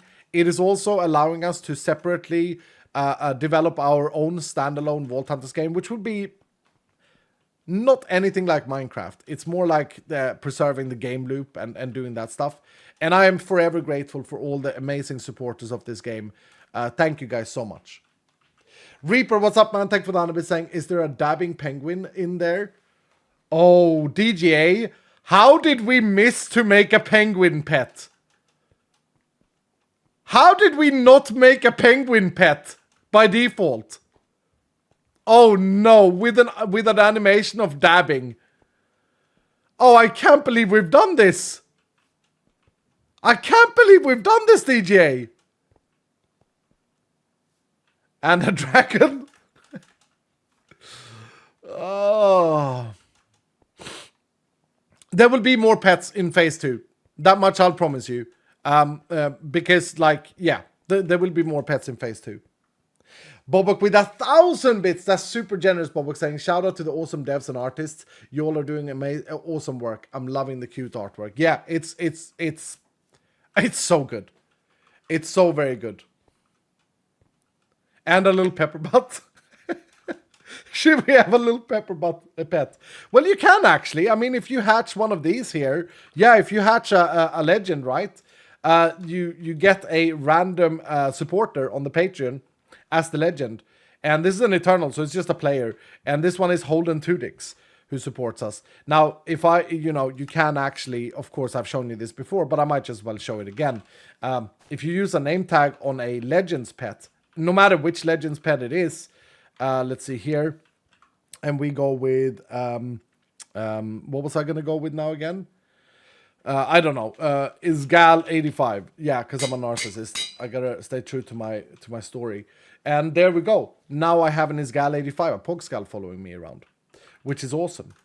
My favorite, of course, and I'm not even ashamed to admit this, but my favorite legend pet is the here we go, legend.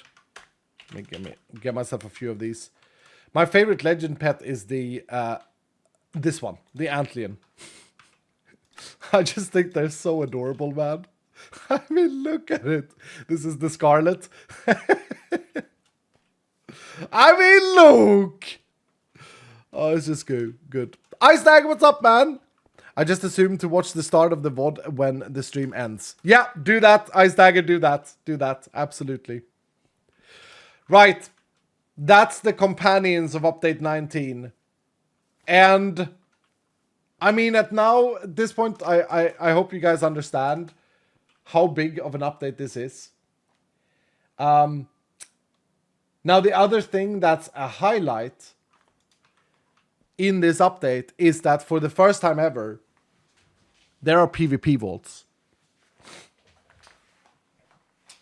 And PvP vaults are not just Royale PvP vaults, as you can see here, but you can do any vaults in PvP. So you need a PvP vault rock, you craft it up, and it will have a random objective. It will be either bingo, elixir, or scavenger. Every player will share the same requirements. PvP is enabled, and all abilities will damage players. It's compatible with Royale, using the Royale PvP rock. Up to 8 players can join. Once the second person joins, a 2-minute timer begins and the vault locks. When inside a vault party, the health is not visible. After the 2 minutes are up, no one else can join. And all players are teleported to a random position in the vault. First to complete the vault, or the last man standing wins, and everyone else will be kicked out without completion. Winner receives a PvP crate. And the vault map discovery is shared, although you can't see other players' positions. So you will be able to see where people have been, but you won't be able to see them.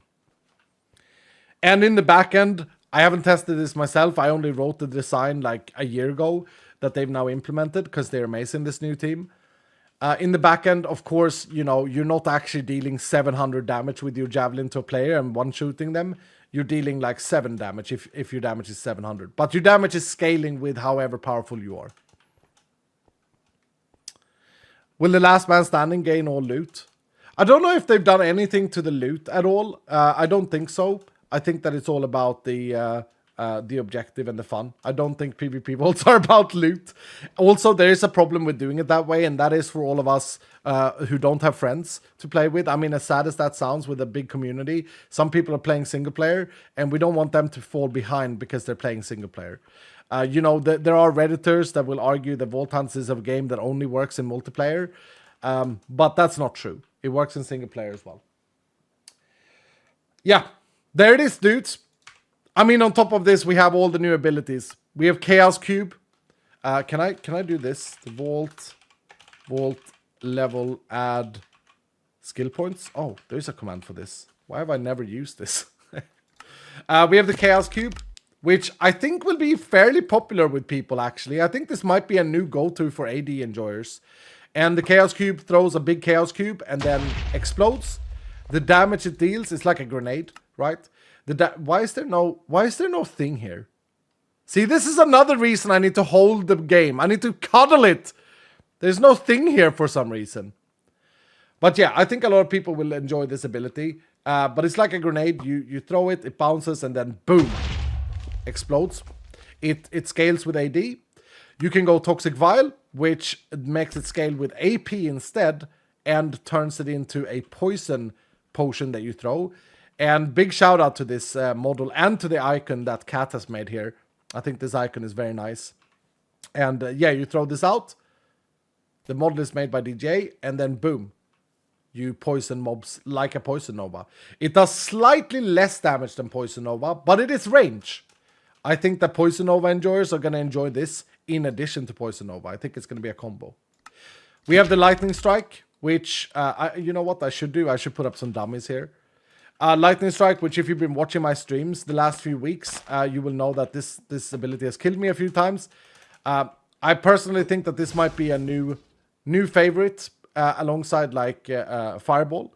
A lot of people are going to use this, I think. It's a lightning skill, so it does require some support from Lightning Mastery or Lightning Finesse, unless you wanted to have a very broad damage range.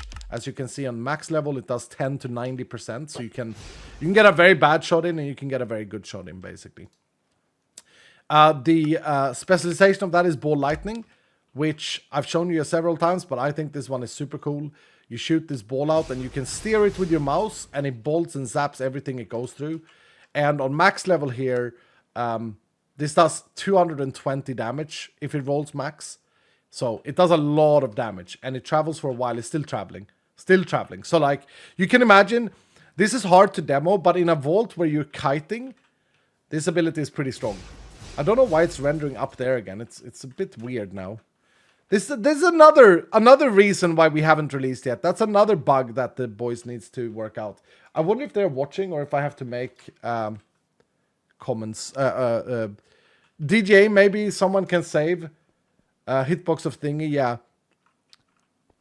What bug? This here, dog. The hitbox of the ball lightning is a bit wrong.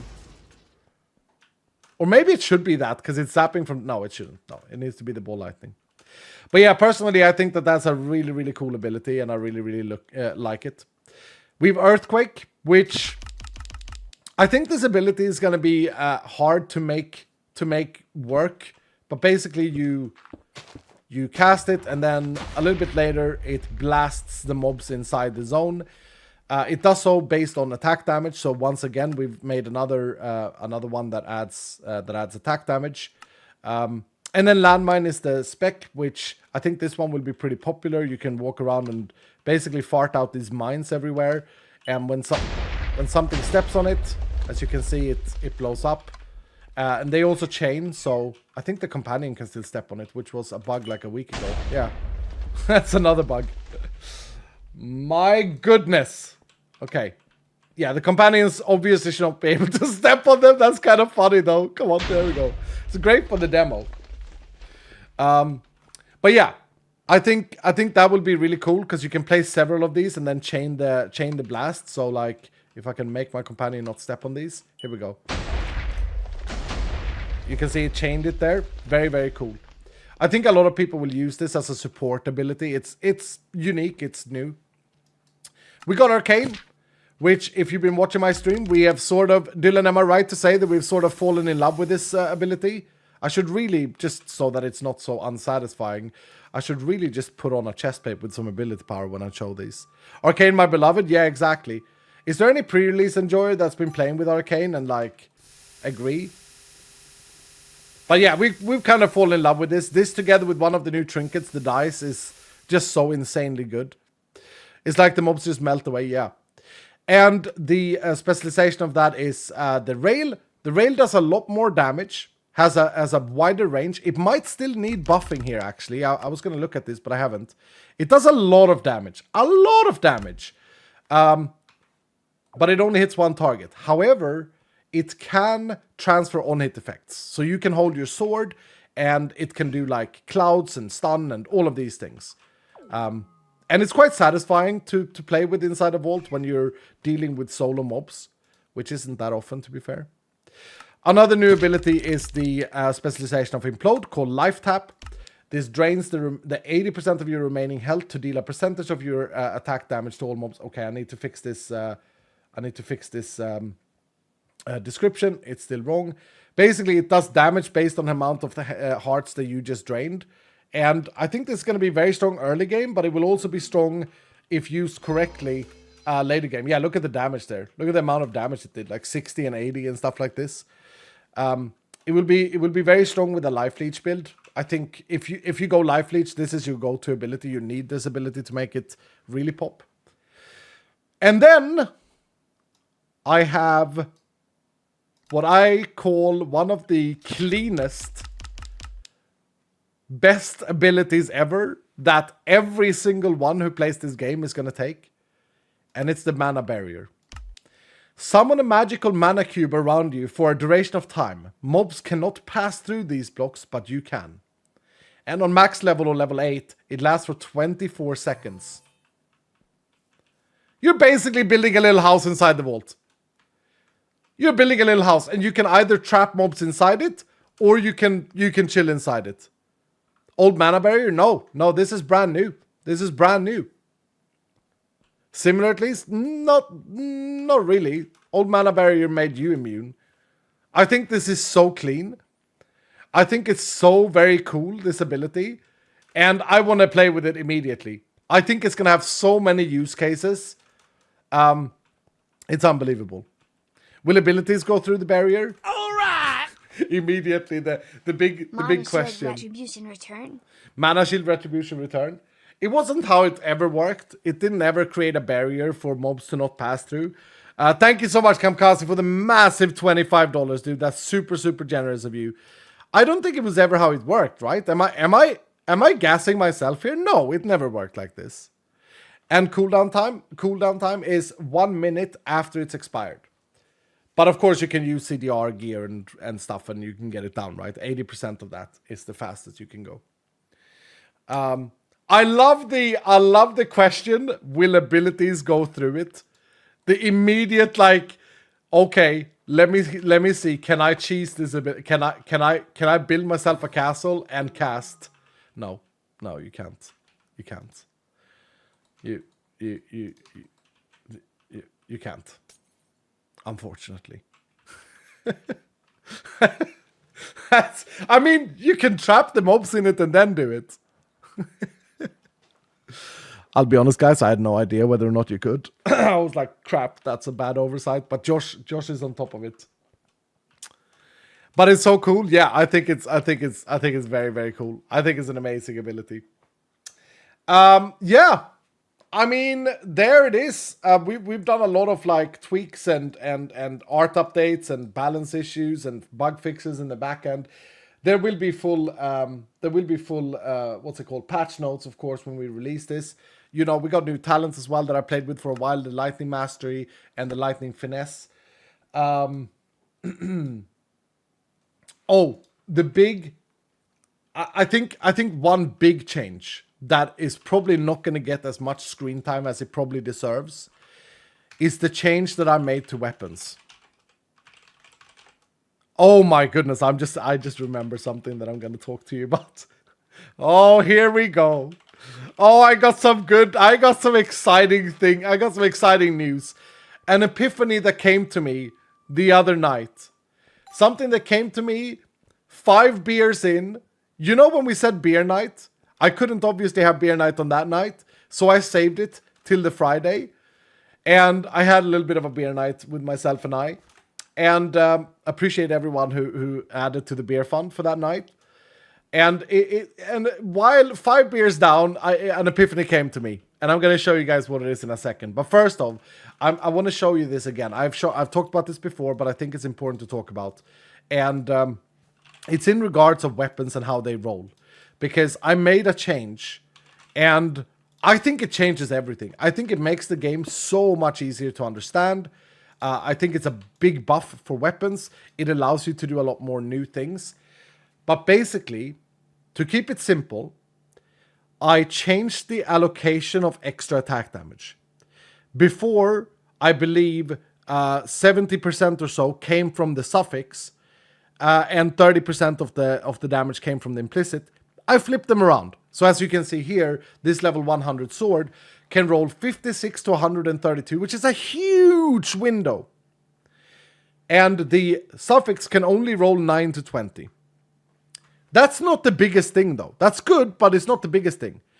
The biggest thing is that I disconnected damage and chaining. And chaining is now instead competing with lucky hit. Attack damage is competing with ability power, because you can now get a tiny bit of ability power on your weapon. So you have to now pick between chaining and lucky hit, not chaining and damage. And as you can see, clouds can now roll alongside stun and shocking. That's so much better. Yeah, I think so. I think that this makes weapon rolling a lot more interesting. AP sword? Yeah, AP sword. That's so much better. Thank you, Dragonero. Yeah, I agree. I really think it's a massive buff, right, for weapons. I definitely do. But I think that it becomes more about like trying to maximize your weapon more than just looking for a legendary weapon.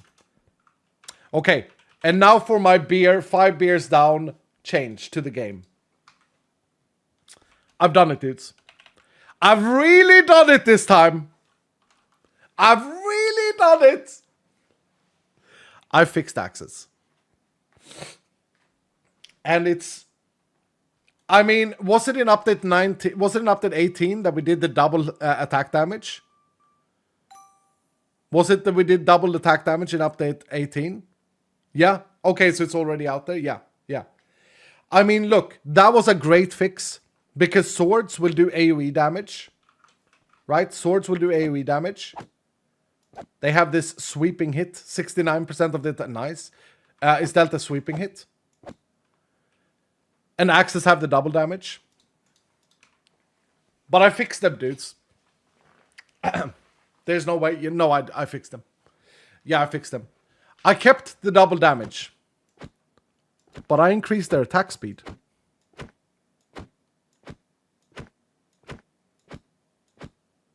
They're now almost as fast as swords.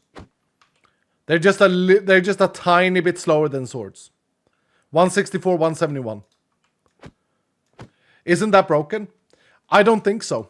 Maybe. I mean, it's 5 beers in. But I think that this is, now it's truly, either you do double damage chance to a single target, or you do your baseline damage and then some to surrounding targets. You see what I mean? It doesn't make sense, And there's one more thing I'm going to talk about, but it doesn't make sense that axes are that much slower. They're a tiny bit slower still, but it doesn't make sense that they are half the attack speed of a sword. And most importantly, it's really boring with a slow weapon in Minecraft. It's really boring. It's really boring. Trade-off to sweeping or double damage. Exactly, Smash. Exactly. Yeah, the trade-off is whether or not you want to do that little AoE damage. You can see the 56 here. Or if you want to do, okay, I'm going to have a chance to do 152 here to my mob that I'm attacking.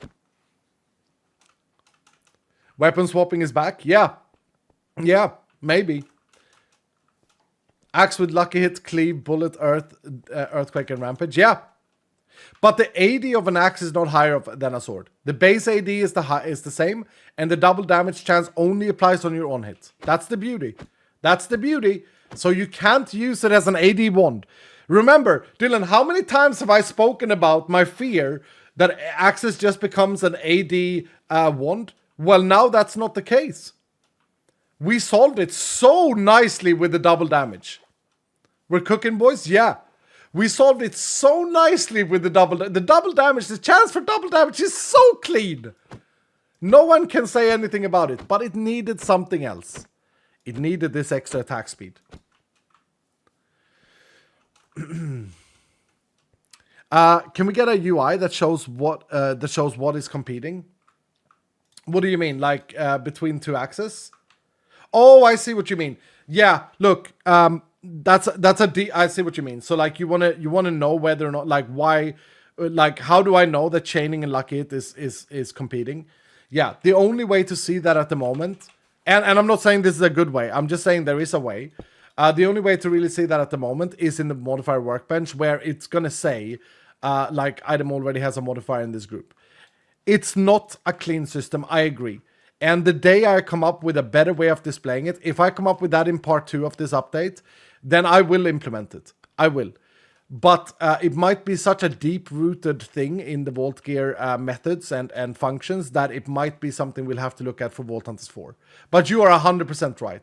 There's no clarity that you can't have both chaining and lucky hit. Or that the focus won't apply is another way to say it. Yeah, faceted focuses. I'm gonna be so tripped out with the axe being the single target weapon and the sword being AoE weapon. Yeah. Most video games that I've played, I see people say this a lot. They're like, why don't you just make axes cleave their damage? Most video games I've played, I gotta be honest with you dudes, axes are usually slow, two-handed, single target. And swords are usually slashing. I know some games have piercing swords, you know, like where you use a sword like a rapier, like a little a little stick that you poke, like a poker, like a poke enjoying thing. I know some games have that too, but whenever a game has that, I don't use those swords.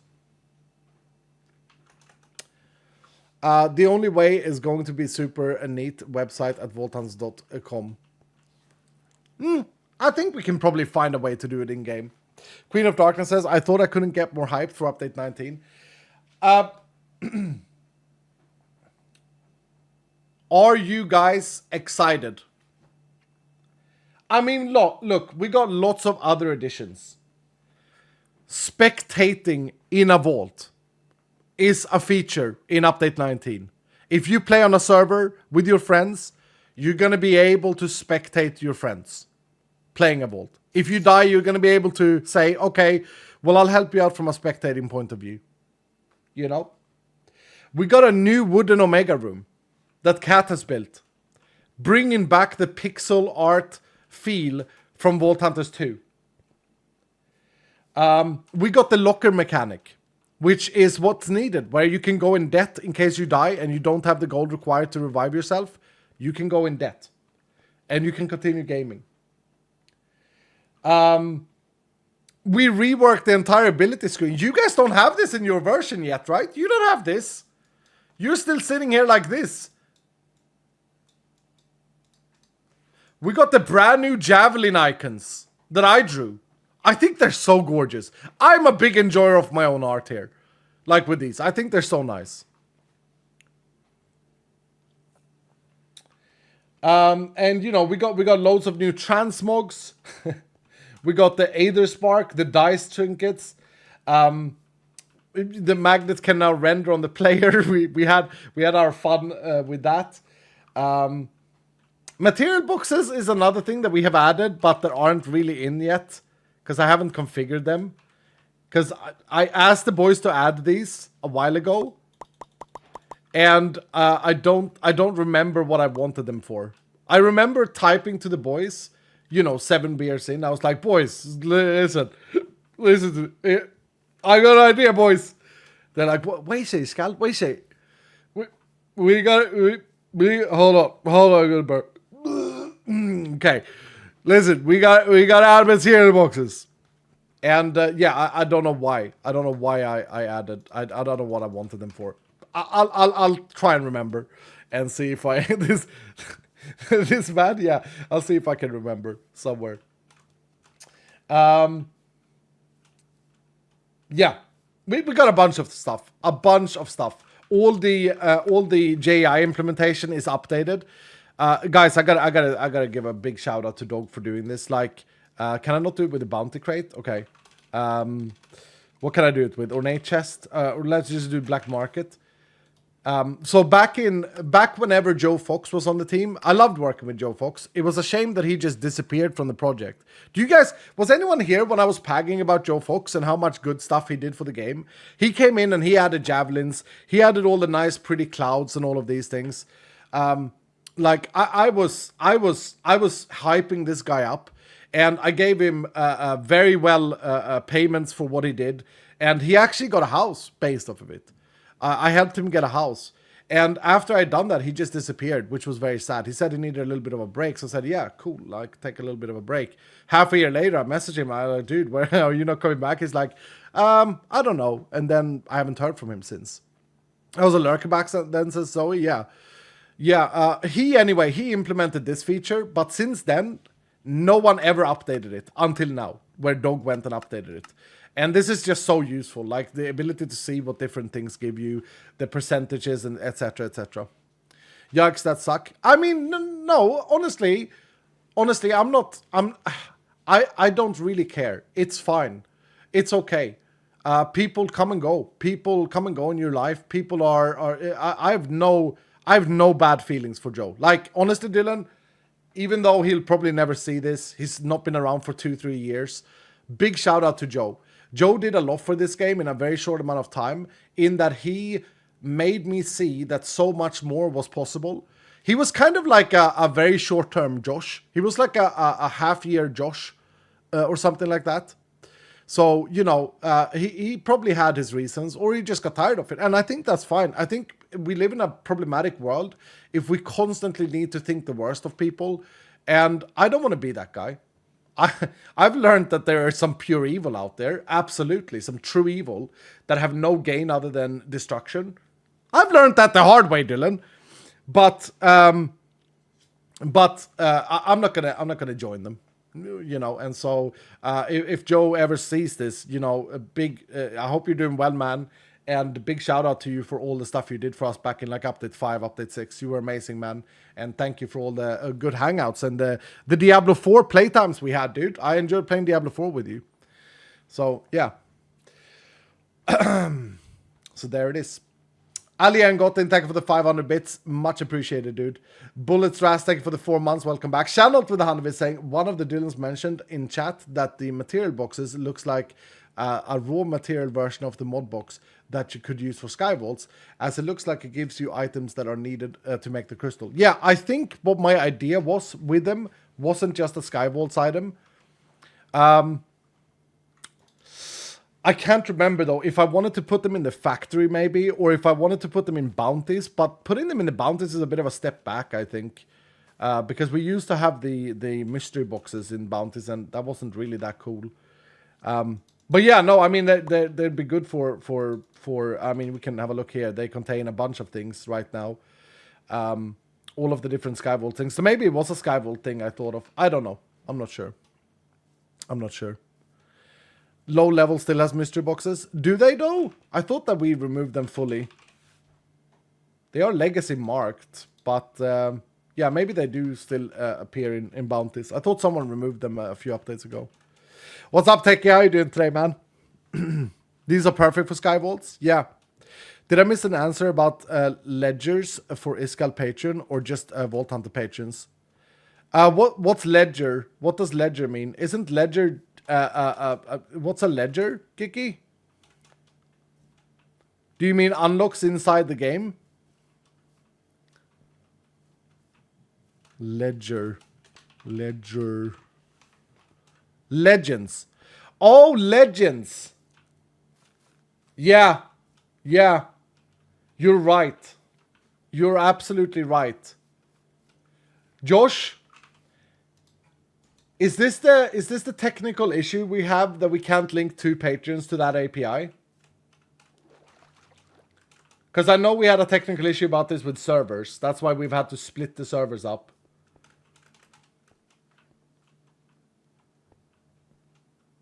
If Josh is still here. I don't know if he is.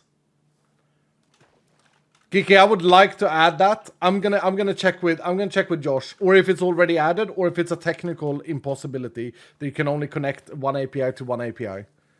But absolutely, like Iskall patrons should absolutely be rolled as legends as well on the. It's a shame really that I have to have two patrons, but it is what it is. I'm driving at the moment. Okay, Josh, we speak later, dude. Don't worry. Drive safe, dude. Drive safe. Yeah, Geeky, I'm gonna have a look, because that would be the goal. Have we got a release date, or is it just soon? Look, you've now seen update 19. We found a few bugs here. We found a few things that I think still needs to be fixed. I really want the sleeping animation here, for example. What else did we find? The boys have made a list for me while I was talking. Let us fix that, and let's say Wednesday. We could release it today. I could release it now. But I don't feel like I would be happy with that. I feel like then... do you guys want the honest truth? Yesterday night, we sat and we grinded. Dog was offering to stay up all night so that we could release today to not disappoint anyone. And you know what I said? I said, calm. I don't think I want to. And I was told people were going to get disappointed, and absolutely I understand that. We're going to have the normal suspects on Discord being like, oh, of course it's delayed. Oh, classic Iskall. Oh, yeah. But my grandmother died on Friday. And I decided to spend a day with her before she died. And then I decided to help out my family with the practical stuff yesterday. I lost 2.5, almost 3 days. And I'm glad I did. I think that's okay. Honestly, respect for Iskall for not crunching your team, especially with your person stuff. With my person stuff. Don't know what that means. Take all the time you need in dev team and need Iskalia, and Iskall we always be here. Yeah, I know you guys will. Sorry to hear that. Oh yeah, I did talk about that earlier in my stream, by the way, in case you're interested. I'm fine. I found peace. I do recommend. Maybe it can be inspiring to some to hear what I talked about and the way I look at things. I'm a terrible planner. I always overpromise, Dylan. I always say, like, we'll do this, we'll do that. But yeah, basically, to just repeat myself very quickly, I feel as if this summer it's been pretty much back-to-back fully booked things, and most of it has been negative for me. So like, in my personal life, not in my streams, I've had a great time here. But like, you know, it started on May 14th with me getting ill, and then my dog got very ill, almost died. It was a bit very risky surgery that, you know, just killed me mentally. And I was open and honest about that. Then right as I was like treating her after the surgery that went well, my family came over. That was planned since before, but it was only planned to be like a 2-week thing. But then I'd booked in a gaming week with a friend, so I had a gaming week with a friend. Glad I did that. And then when things were about to like be okay, now I have time to not have any commitments. Do you guys know what I mean? Like, it sounds like such an issue, but it's not an issue. It's just commitments is always a bit of a thing, right? But when I finally had like this feeling like, oh, I have no more commitments now, I can just stream and video play and develop Vault Hunters and just sit here and grow old and bolder. I got the message about my grandmother last week. So this was last week Sunday. And then all of this happened. So like, you know, I I think it's going to be a bit ad hoc for the next 4 weeks. I honestly think that for the next month, it's going to be like, you know, no stream schedule, no set stream schedule. I'll do my best of informing with pins in my chat. And it will be like, I'll do my best I can. Because I want to be there and help out my family if they need me, basically. Sounds like life? Yeah, but I've never really had this before. It's all just come now. But I think this would have been fine if it wasn't for me promising thousands and thousands of people Update 19 and Companion Season 2 and all of these things. So, yeah, there it is. When it rains, it storms. Yeah, kind of, right? Kind of. Oh, don't forget the new gem blocks, says Diamond Gamer Ash.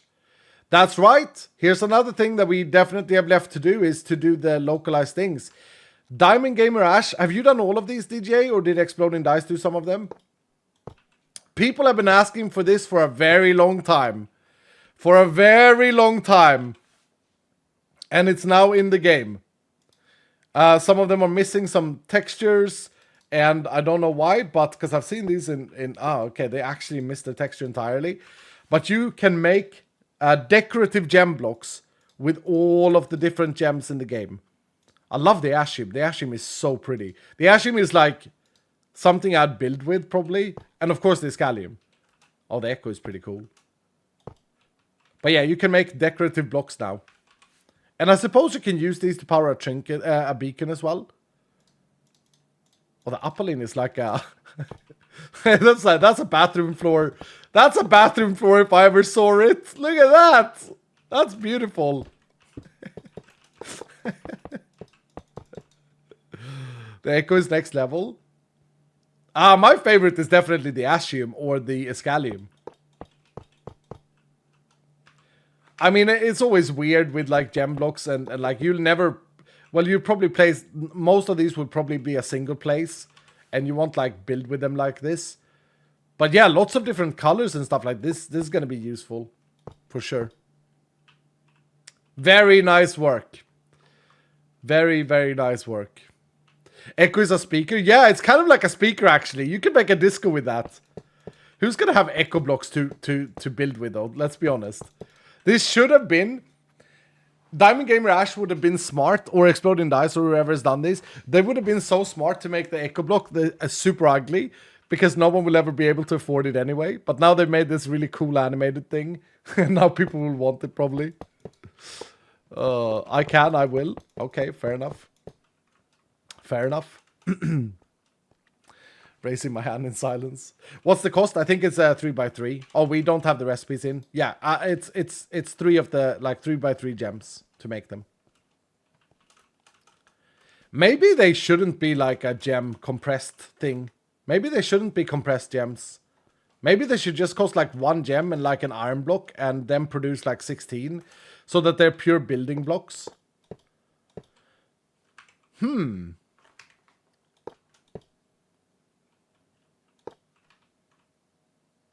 I kind of like that. Am I crazy? Am I nerfing myself? Am I nerfing the gameplay loop here? But like everyone has like this is the presumption for sure. That's the presumption that is how you make 1 block, because that's Minecraft. But maybe it should be something like this: 4, and then like an iron block, and then this would produce a stack. Vaultstone? Yeah, maybe Vaultstone actually. Do they make slabs and stairs? There you go, DJ. This is why we don't make blocks, because every time you make blocks, people need the stairs and the slabs, and I understand them, but it's such a grind. It is such a grind to create models for all of them as well. A stack is a lot though. Yeah, but who cares? Who cares if it's a lot? They're pretty. Like, let the people use them. It's not like they break the game, right? They're just pretty.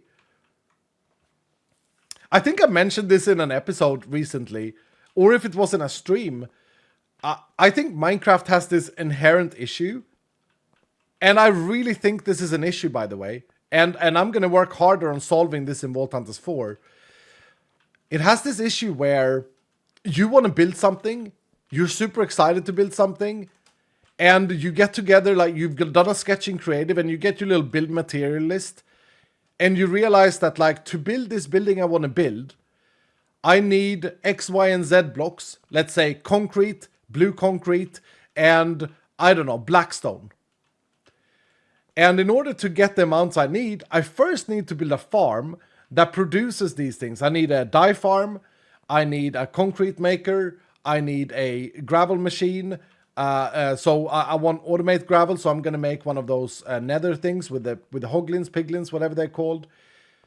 And then before you know it, you'll spend like 2 weeks setting up different farms that look super ugly, that needs designs, just to make the building blocks that you wanted to build a cool build in survival. And by that time, your creativity will be dead for building the thing in survival. Even though it was just supposed to look cool. That's kind of funny as well. It's kind of a game loop. Yeah, no, it is a game loop, but it is a problem for me many times where I'm like, okay, I really want to build this big building. And then I'm like, okay, I got to start by making one of the 3 farms. And then I look at the farms like, oh, that's ugly. Well, I'll design that later. Why did I need the farm again?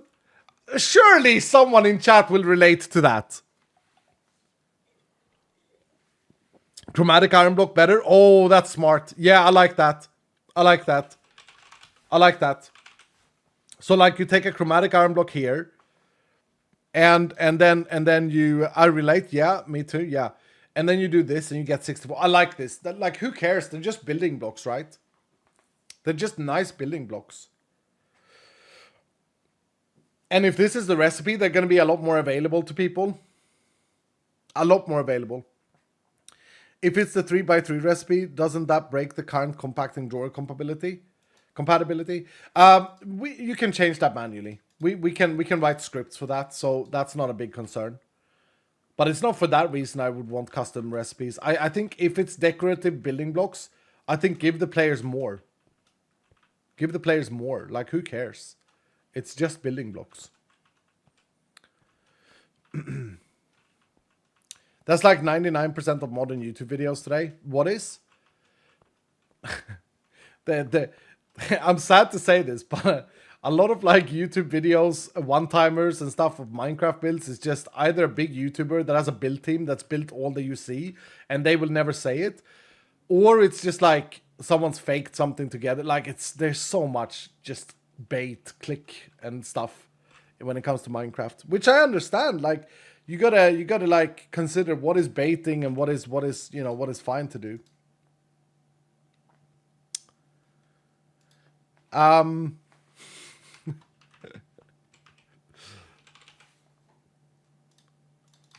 Does this look like a Mickey Mouse block? It does.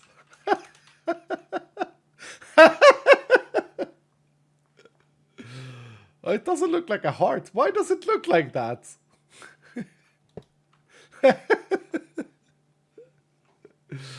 Oh, the dead mouse block, yeah. Now some rich hunter will use echo blocks for bridging around. Yeah, and that would be kind of cool. That would be like a very cool thing. No, I think I'm happy with those recipes. Dog is not agreeing with this. Dog is like, no, make them expensive. Make it cost. No, I disagree. I think that if we were to have a poll, even though I'm the bias influencer, if we were to have a poll, I think that most people will agree that let us build with these blocks. Let's have some fun. Can you show off vortex from etchings, please? No, I don't think I'm going to be touching etchings until we come to phase 2. Yeah, I don't think I want to be showing these off. I think I want to leave it. Now, someone asked, okay, what's the deadline for part 2? Guys, I got to be honest with you, dudes. Screw part 2. Screw what I've said earlier. I hate that I'm locked down to having to finish it on update 19. My boy's turning 18, and so the last update that we ever do for 3rd edition isn't going to be 19p2. It's going to be 20. It's going to be 20. And just think about the menu. Just think about the menu and how weird it's going to look if it's 19p2 and not like 20. It's going to be called 20. Now, in terms of how far away is greed vaults, etchings, and personal vaults? Every single functionality is in the game already. Previously, I regret to inform you all that previously another mod pack has unpacked hidden features that we have planned to use in the future and released them as their own feature. For example, the rune boss was kind of ruined because it already existed in another mod pack before we had finished building it. So all the work we did got spoiled by another mod pack. And that's a bit sad. That's a bit sad. But here's how I look at this. We're releasing update 19, let's say Wednesday. I mean, look, we can finish the little bugs we found today. I'm sure Dog can finish this in an hour. And I'll update the textures for the relics, for the companions, these missing textures that we have here. But let's say Wednesday. And then let people, there's so much new to play with. So we'll let the community play with the stuff. In regards of update 20, we will install the pre-release update 20 on the pre-release server, probably this coming weekend on the 27th. So the pre-release champions will already start update 20 stuff. And then I'm gonna be like a hawk looking at how the community reacts to update 19. We're gonna get some more pets in. We're gonna get some polished things in, some hot fixes for sure, that you guys discover some mega bugs that we haven't thought about, that we missed. So realistically, update 20 a few weeks later. Something like that. Does that make sense? Is that a good look? No date, just a few weeks later.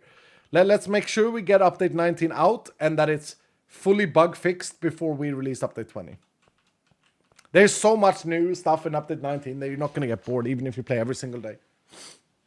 Let me catch up on bits here, guys. Darkest says, sir, I have a suggestion. What are your thoughts on giving earthquake mobs stun upon affecting them with it to help with the stun build?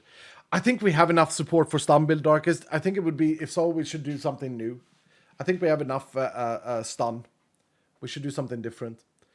Darkest with another 100 saying, sir, I have 10,000 echo on pre-release. I'm going to make a full beacon with it. What a flex. Shannon with 100 saying, I think people will flex with the echo block once they have enough and make a beacon if it becomes implemented. Out of it, they get so much echo they don't know what to do with it. But I think that's on me. And don't forget, guys. Okay, you guys, you all keep forgetting. The greed altar requires, first of all, I don't know if this is going to crash my world, probably. First of all, it requires a vault crystal.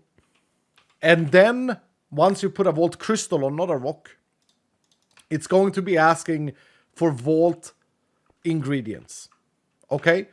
So it's going to be asking for knowledge essence. It's going to be asking for echo gems. It's going to be asking for Larimar. And it's going to keep increasing every time you craft a crystal. So don't underestimate the power of hoarding items in your world right now. Because you're going to need them. Okay? And Tuesday without me saying, just a question. You ever consider making an item that can remove, for example, copiously from a sickle or trap disarm from a hammer? Only for aesthetics. Maybe as an expensive like the neuralizer. I would definitely pay the price for the perfect tool. Is this just to be able to polish the tooltip so that it doesn't have like a massive... I mean, look, that might be a thing for Vault Hunters 4. I'm not against it. It's just like, how do you convey that to a new player? You see like an eraser or something in the JAI. You're like, okay, what is this thing? Well, it erases ugly stats on your tool. What do you mean ugly stats? Are there ugly stats? Yeah, there are ugly stats. Quest. Oh, but our quest system is so cringe, man. It's like a book. I said this earlier to the boys when I was writing the new quest. I was like, dude, It's literally like I'm sitting here making a book. Look at this though, guys. Update 19 features Animal Pens quest. Early on as well. And a coin pouch quest. Yeah, we're listening to the community. Of course we are. We would have needed Animal Pens here for a while. Love the quest though, yeah. Cyberwolf, thank you for the 100 bit saying, can we have them as a marker block, please? Well, how would the marker on the map look though? And Stanley with 100 bit saying, Crystal Sword, get a texture fix. Yeah, that's weird, because that should have been fixed already in update 18.3. That's what I was told anyway. But I guess not, huh? I guess that it didn't. But a bunch of transmogs have got fixed and organized. Like, we've done so much bug fixing, dudes. So I'm sure that is definitely in. Another thing that's in here, let me do this. Model, debug, discover all.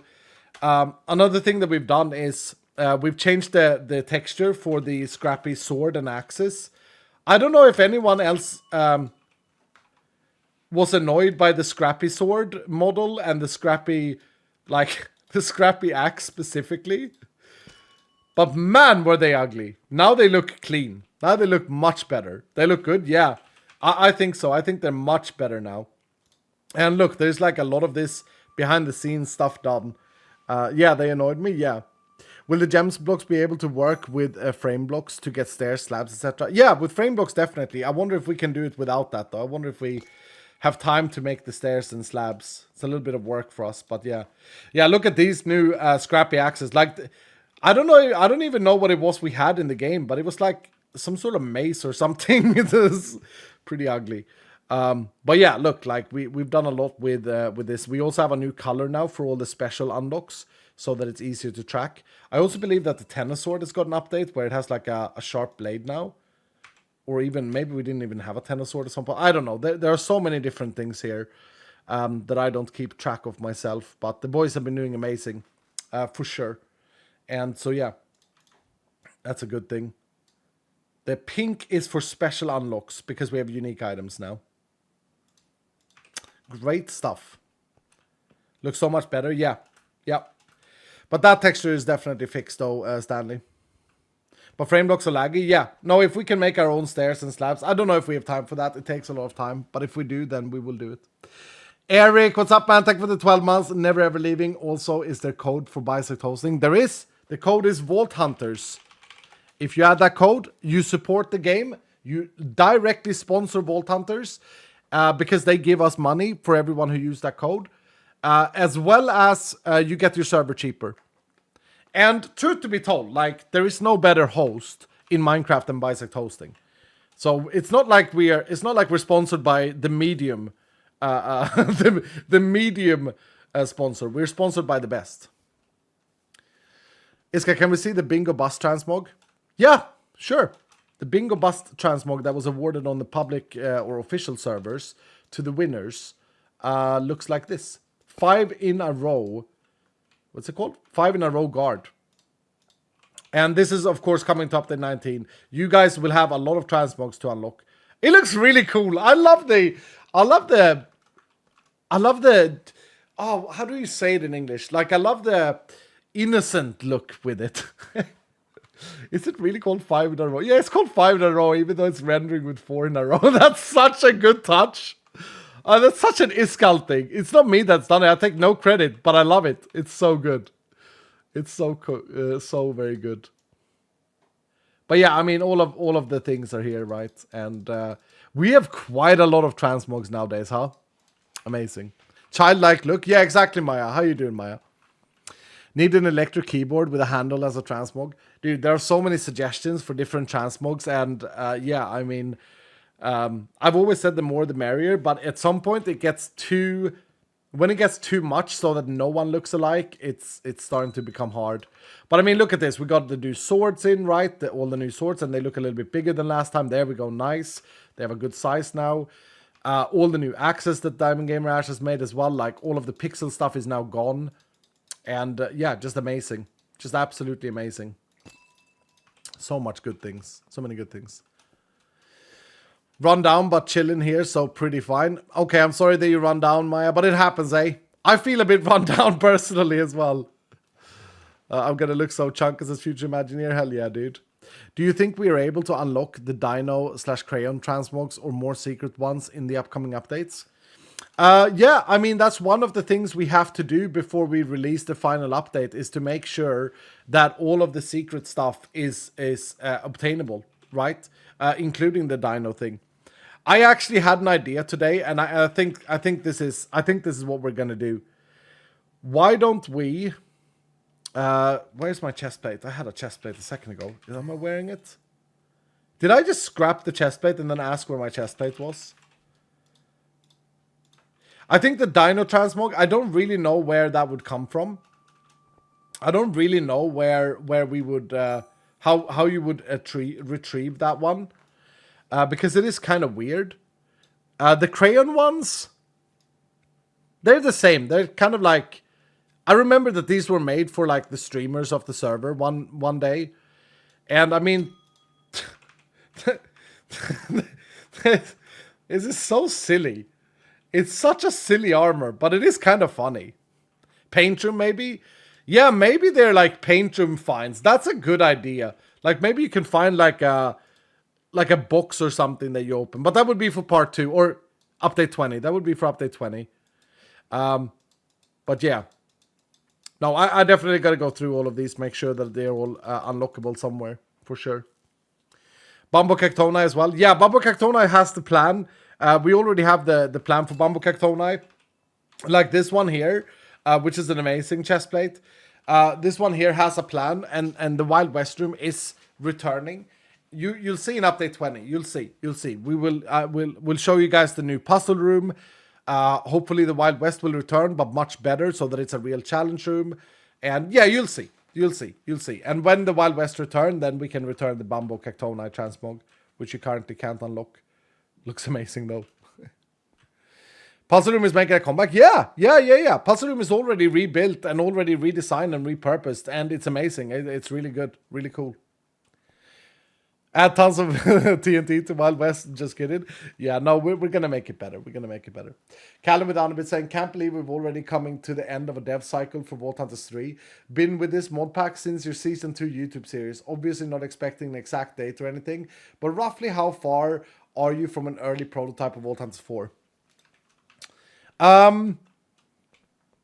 Dude, a lot of things can happen when you port a Minecraft mod pack. A lot of things can happen. But I would say that it's realistic that we have a very early alpha of Vault Hunters 4. That would be missing features and stuff like this. By end of October, I think is possible. Now, keep in mind, like, there are a lot of things that you have. There are a lot of I ported before, right? We ported Vault Hunters from 1.16 to 1.18. I ported mods in the past from 1.12 to 1.16 as well. And there are a lot of hurdles that you got to come over. And you may think like, oh, well, Create does it and like all of the mods are already ported. Yes, but here's the thing. Most mods, if not all of them, are self-contained completely. And if you thought Create was a big mod, you're correct. Create is a huge mod with a huge team working on it. But the Vault mod is bigger than Create. We have more features, more spread areas of where we're touching Minecraft code than any other mod out there. And so, yeah, a lot of things can come up. The main worry that we're having at the moment, and it's not really a worry, it's just something we know we have to rewrite, is the entire data storage. The entire data storage needs to be rewritten for the new Minecraft versions. And what that means is basically how gear is saved, how gear is affecting the player. And these are pretty core mechanics to Vault Hunters. Like, these are pretty big things. Like, when you equip an axe, like, how quickly does the game recognize that you swap weapons? If you look at the damage here, boom, it changes stuff immediately here, right? Stuff that affects the rest of how you play the game. And this has to happen like in a split second inside a vault, which is another dimension. So the data storage is a huge thing that we're going to spend a lot of time on rewriting. No more MBT. Yeah, exactly. Will there be massive changes, or will there be massive changes, or will the game stay the same, only on different version? The game will not stay the same. The game will not stay the same, but the game will also not change that much. So Vault Hunters now is the closest it's ever been to my vision of Vault Hunters when I started. Do you guys remember 3 years ago when I was sitting in my cave base in the Vault Hunter Legacy version and I said, this is only just the beginning? Like, I had plans, bro. And of course, a lot of the plans have changed and been adapted and grown and stuff like this. But I had plans already then. And right now, we're pretty close to what my vision is. The game will change in the way that basically majority of the Vault Hunters 4 things that will change will be polish. This screen is going to look different. It's going to be less messy. A lot of the back-end crap that we have in the game, for example, like we have a lot of old expertise and talents that aren't being used and icons stored everywhere. And we have a lot of like items, like because we've made this thing so that we're always like backwards compatible, like mystery boxes, etc. Like I think I still there's so many things in the game. Look at all the items. Look at all the registry that we're using. Look at the old pickaxe system. It's still in the game, right? All of these will, of course, be deleted, which will save up memory space. So a lot of backend. But when it comes to the game itself, like, I'm very happy with how Vault Hunters plays. We will have some new features, some new exciting things, for sure. But in the very first version, like, expect us to take what we have, remove all the fluff, and ship it. One thing that we are going to rebuild completely from ground up is the quest system. We're going to go to one of these like more like this, like an overview version. Another thing that we are definitely redoing immediately before we release the first version is the bounty system. We're going to make the bounty system a lot better, a lot more up to date. Another thing that you're going to see in Vault Hunters 4 that I've been wanting to do in Vault Hunters 3 for a while is advancements. Like, I want Vault Hunter advancements that matters. And I don't mean like Minecrafty, visit 8 biomes in the nether. No. I mean like advancement that's like cool, like kill 1 million horde mobs. Stuff that you can flex, you know, build an echo beacon with echo blocks. So there is a chance for Vault Hunters 4 to come in 2025. Yeah, that's my goal. That's our goal. That's our goal, that it comes out 2025. Yeah. Another big factor to this is Patreon support, because while we are porting, there won't be anything happening to Vault Hunters 3, right? And we see a lot of patrons coming when we have updates, and a lot of people going like after a few weeks. Of course, like that the Patreon stuff goes to the development team, and you know, is they're not doing this for the money. I'll say that they're such passionate, amazing people that want to do this, but it's always nice to get a little bit extra in your pocket for your hard work. So it depends on that as well. But no, I mean that's 100% our goal. 100% our goal is to release this year. Yeah, 100%. What is Vault Hunters 4? Well, Vault Hunters 4 is just a ported version to the latest Minecraft version, right? So I gotta, if I'm honest, I gotta familiarize myself a little bit with vanilla again, and I gotta look back and see like, okay, what is vanilla's release schedule and when are they coming? Please say that we're getting Vault Bows in Vault Hunters 4. I'm not gonna promise that. I'm not gonna promise it. Not gonna promise it. Cool Cap Mafia saying, according to YouTube, Ito lives in Bolivia and Canada. Cool. Okay. Iskal, what is your favorite legacy item? Oh, that's a good question. Yeah, let's have a little look here. And let's search legacy. What is my favorite legacy item? Are we talking looks, or are we talking like a feature that I actually quite like? Because I'm the one who's disabled every single one of these. I'm the one who's changed every single game design here. If we're talking looks, I think that this gemstone, I remember when we got this gemstone made, I think it's very pretty. One for each. Okay, so one for look and one for feature. Ooh, okay. So, like, I really like the look of the gemstones. And, I mean, we got pretty close, but they don't look as nice as they did when they were customly drawn. Like, this Wototic gemstone here, it has, like, this center core like a heart that's glimmering. I love this texture. I think it's well good. And yeah, what is my favorite feature that I've removed? I don't know, dude. It's like, I mean, I'm a gambler man, right? I'm a gambling enjoyer, so should I not just say Pandora's box? I quite enjoyed opening 1,000 Pandora's boxes and getting like everything from like poop to good stuff. Like I you know, yeah, I'd gotta say Pandora's boxes. But the good thing is that in update 19 they're kind of back. Yeah, they're just a block now that spawn inside the vault and does a random effect when you break them, which I also haven't configured yet. This will be a companion season 2 thing. It won't be in update 19. For you guys, it will be in update 20 because I have to configure them. I have to play around with them. But they do random effects. Like they can blow up the entire room. They can give you echo gems. They can give you legendary and stuff like this. But they can also blow up the entire room. They can make you mega slow for 10 minutes. They're troll blocks. Iskal RGM. I don't know what that means. No, Nami, what's up, man? Can we please see a date and time added to the Vault history page? Please, for Vaults we ran in the past. Yes, another good thing. No, Nami.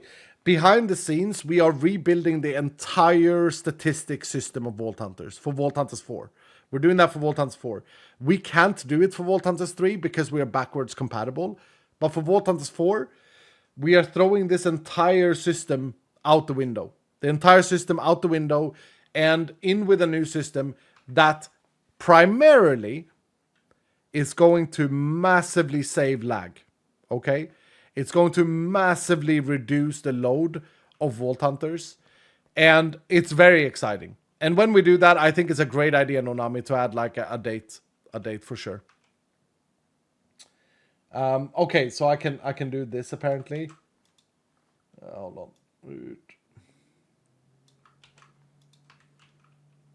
Yeah, I've got some stuff here from your classic anvil raid. I hope that we've done this one with like insane damage on the anvils. You know what would be funny? Because everyone loves a good anvil rain.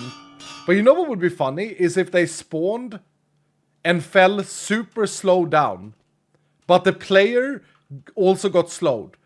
And the idea is that you have to try and dodge because an anvil will do like 100 damage. Like Lucky Blocks. Yeah, they are like Lucky Blocks. 100%, yeah. 100%. Isn't that a cool thing? If we would do it so that the anvils are super high damage but fall slowly. And maybe it's not anvils. Maybe it's like stones or something. Yeah, we'll think about it. We'll see. The sheer panic I would get with this. I think that would be hilarious. Like you break one of these and you look up and you know that you have to dodge. You got like 10 seconds to dodge and you're moving like check this out. Like we could just make it. You can make it like this, right? So slowness, let's see here. Slowness 25. 25 seconds and an amplifier of 3. Why am I immune to effect? Oh.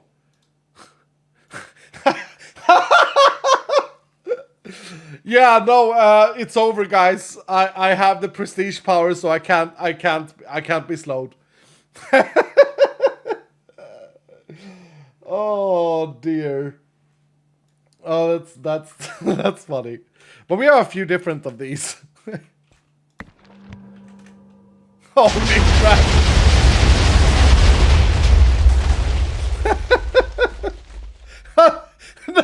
That's my demo island is gone. Oh yeah, so that's one Pandora's. Wrinkles is gone. Yeah, Wrinkles is gone. Oh, the dummies survived at least. They're sturdy boys. Oh dear. Yeah, and so anyway, you know, we're working on the Pandora's box. They will be in update 20 for you guys. They will be in they'll be in companion season 2 for me. So you guys will roll these on your companions and it will be super cool. I need to show you the new lunar temporal modifier that you will have access to in this update, because I do think that it looks hilarious. So let me get a crystal here, and let's just see. Crystal modifier, no, add modifier. So this is a modifier that you can roll on your companions. I was just about to go to my companion because I knew I had a lunar one. But yeah, check this out. So when the temporal modifier is active, I just think this is funny. It's like, it's not better than glued, or it's the same as glued. Like, it's not insane, but look at them though. Oh wait, wait, hold on. Game mode, survival. Yeah, here we go. And we have the shielded as well, so we're shielded. I mean, it's pretty damn good. It's a balloon vault. Yeah, exactly. It's a balloon vault. It's a pretty good modifier, to be fair. But I mean, it is a legendary one. It is a temporal one. You'll find these on temporal relics as well when you break pylons. Did I take the... I didn't take the Trace of Eternal. I didn't take that one. Passive rounds go brr though. Yeah. For pacifists, this is fantastic. Absolutely. Revenge on the levy shrooms. There you go. Yeah, true. Actual true. Facts. Oh, I love it, dudes. I mean, it just looks... It's just, why am I laughing at this? It's just silly, right? But it's funny. It's maximum funsies, after all. Oh. Luna Bingo Vaults, where are we at? Yeah, Help, we're going to try it. Perhaps an idea for indicating competing modifiers on gear can be by using the facet focus icons. So when you hold shift to display the additional information on gear, the icon group can be displayed on each of the modifiers. For example, the lucky hit and chaining icons would display next to each other. I think you're onto something. I think you're onto something when it comes to icons, because I don't think we can ever display it with text. But look, this might very well just have to be a Vault Hunters 4 thing, where we can, like, since we're recreating it from the ground up, since we're rebuilding it, right, it may make sense. And anyway, yeah, there's lunar modifier.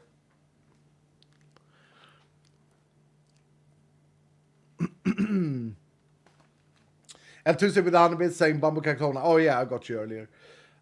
Thank you, dude. Sulka, thank you so much for the Prime sub. Welcome, dude. New Dylan in the house. Will this affect Guardians in the X-Mark? No, Arhog fan. So this is very important. No temporal modifiers, nor any Vault modifiers will ever affect Guardians, and or bosses or elites. And I think that's fair enough. You know, I think that's fair enough. I think it's good that we have a mob that's like, this is a challenge mob, and therefore cannot be affected. Why this is good? There are many reasons why this is good. I think it's clean. I think it's easy for people to understand. They try once. Like, this goes for the negative ones as well. So, like, challenge stacks do not increase Guardian's damage, for example, right? And I think it's important because that way we can make these powerful modifiers. If you could cheese like farming uniques or the problem would be that you would only use temporal modifiers for challenge rooms if you could. Like, if you could just auto-complete a raid by overpowering and all the raid mobs die. You know what I mean? I hope you guys agree with this idea that I have here. But no, temporal modifiers, legendary modifiers, nor any Vault modifiers affect Guardian mobs or raid mobs.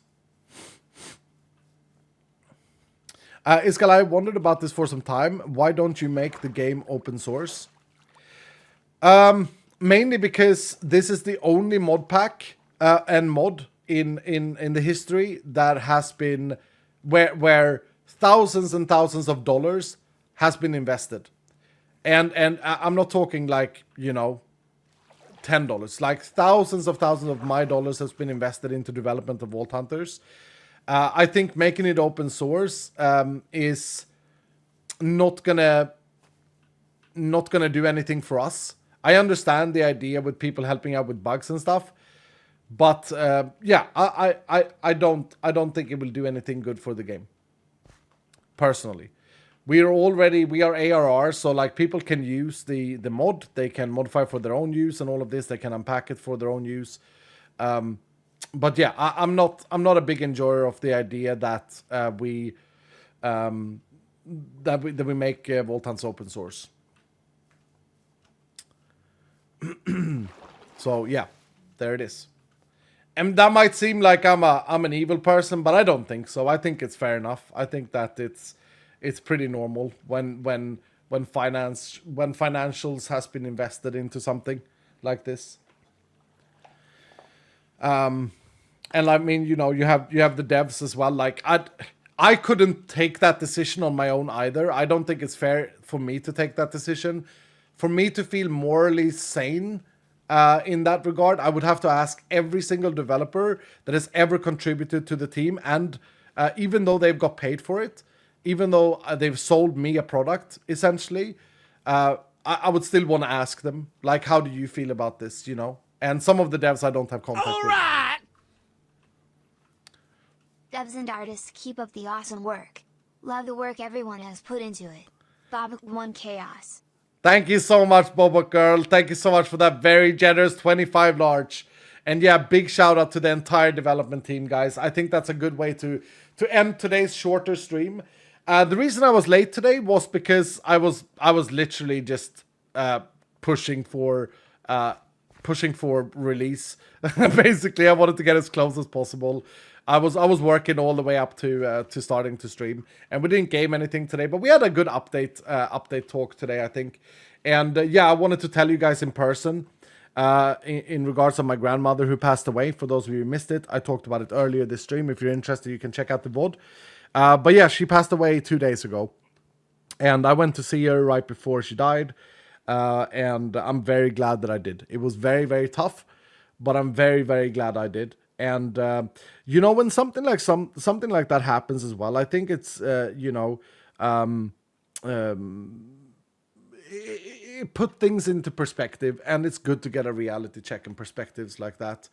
What really matters, like you read the news today, and it's just it's so much rubbish in the world, and so much garbage everywhere, and extremists just, it's disgusting. So much drama and garbage instead of just enjoying that we're all here and doing the best we can with what we have, which is much better. So yeah, thank you guys for today. We'll aim for Wednesday. Discord.gg/VaultHunters. I'm sure that people have already heard the news, and they're all like, oh yeah, classic Iskall, typical Iskall.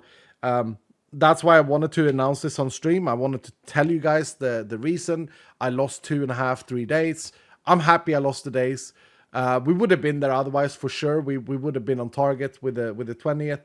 It's a free game, It's a Minecraft mod pack. I don't think it should be. I don't think it's too big of a deal that it's a bit delayed with this update. And pre-release of gaming. Darkest with Anubis saying, even though it was late and no vaults were run, this was awesome. Loving the update so far, and best believe the God of Chaos will enjoy it too. Good to be here, sir. Thank you, Darkest. Sneaky Turtle, thank you for the 4 months, and Murky, thank you for the 22. Hello from Denmark, and take care out there. Yeah, take care out there. Take care out there. All right, that's gonna do it for today. Are you streaming before Wednesday, Iskall? Yeah. Oh yeah. I should probably give you guys my idea of streaming this week. Yes, I should. Although we're playing it ad hoc,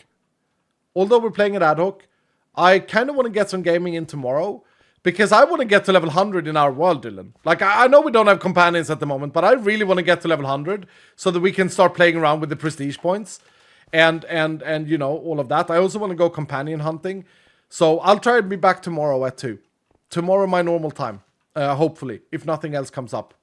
Right now, it's kind of like this as well. If I get a call and my mom needs me, I'm gonna be there for her. I hope that makes sense. Like she you know what she's like. You know what she's like. so yeah. Anyway, there it is. There it is. I will be back tomorrow. I should have said that. My bad. My brain is just full. Should we raid L2 Sid? This lovely Dylan that's been helping us out. Let's raid L2 Sid. Go check out the VOD, dudes, for more info about update 19, for more info about me if you care to check it out. And yeah, also raid L2 Sid. Fantastic Dylan. Big Dylan. Big Dylan. Thank you guys so much. Have a great time. See you guys later. Bye.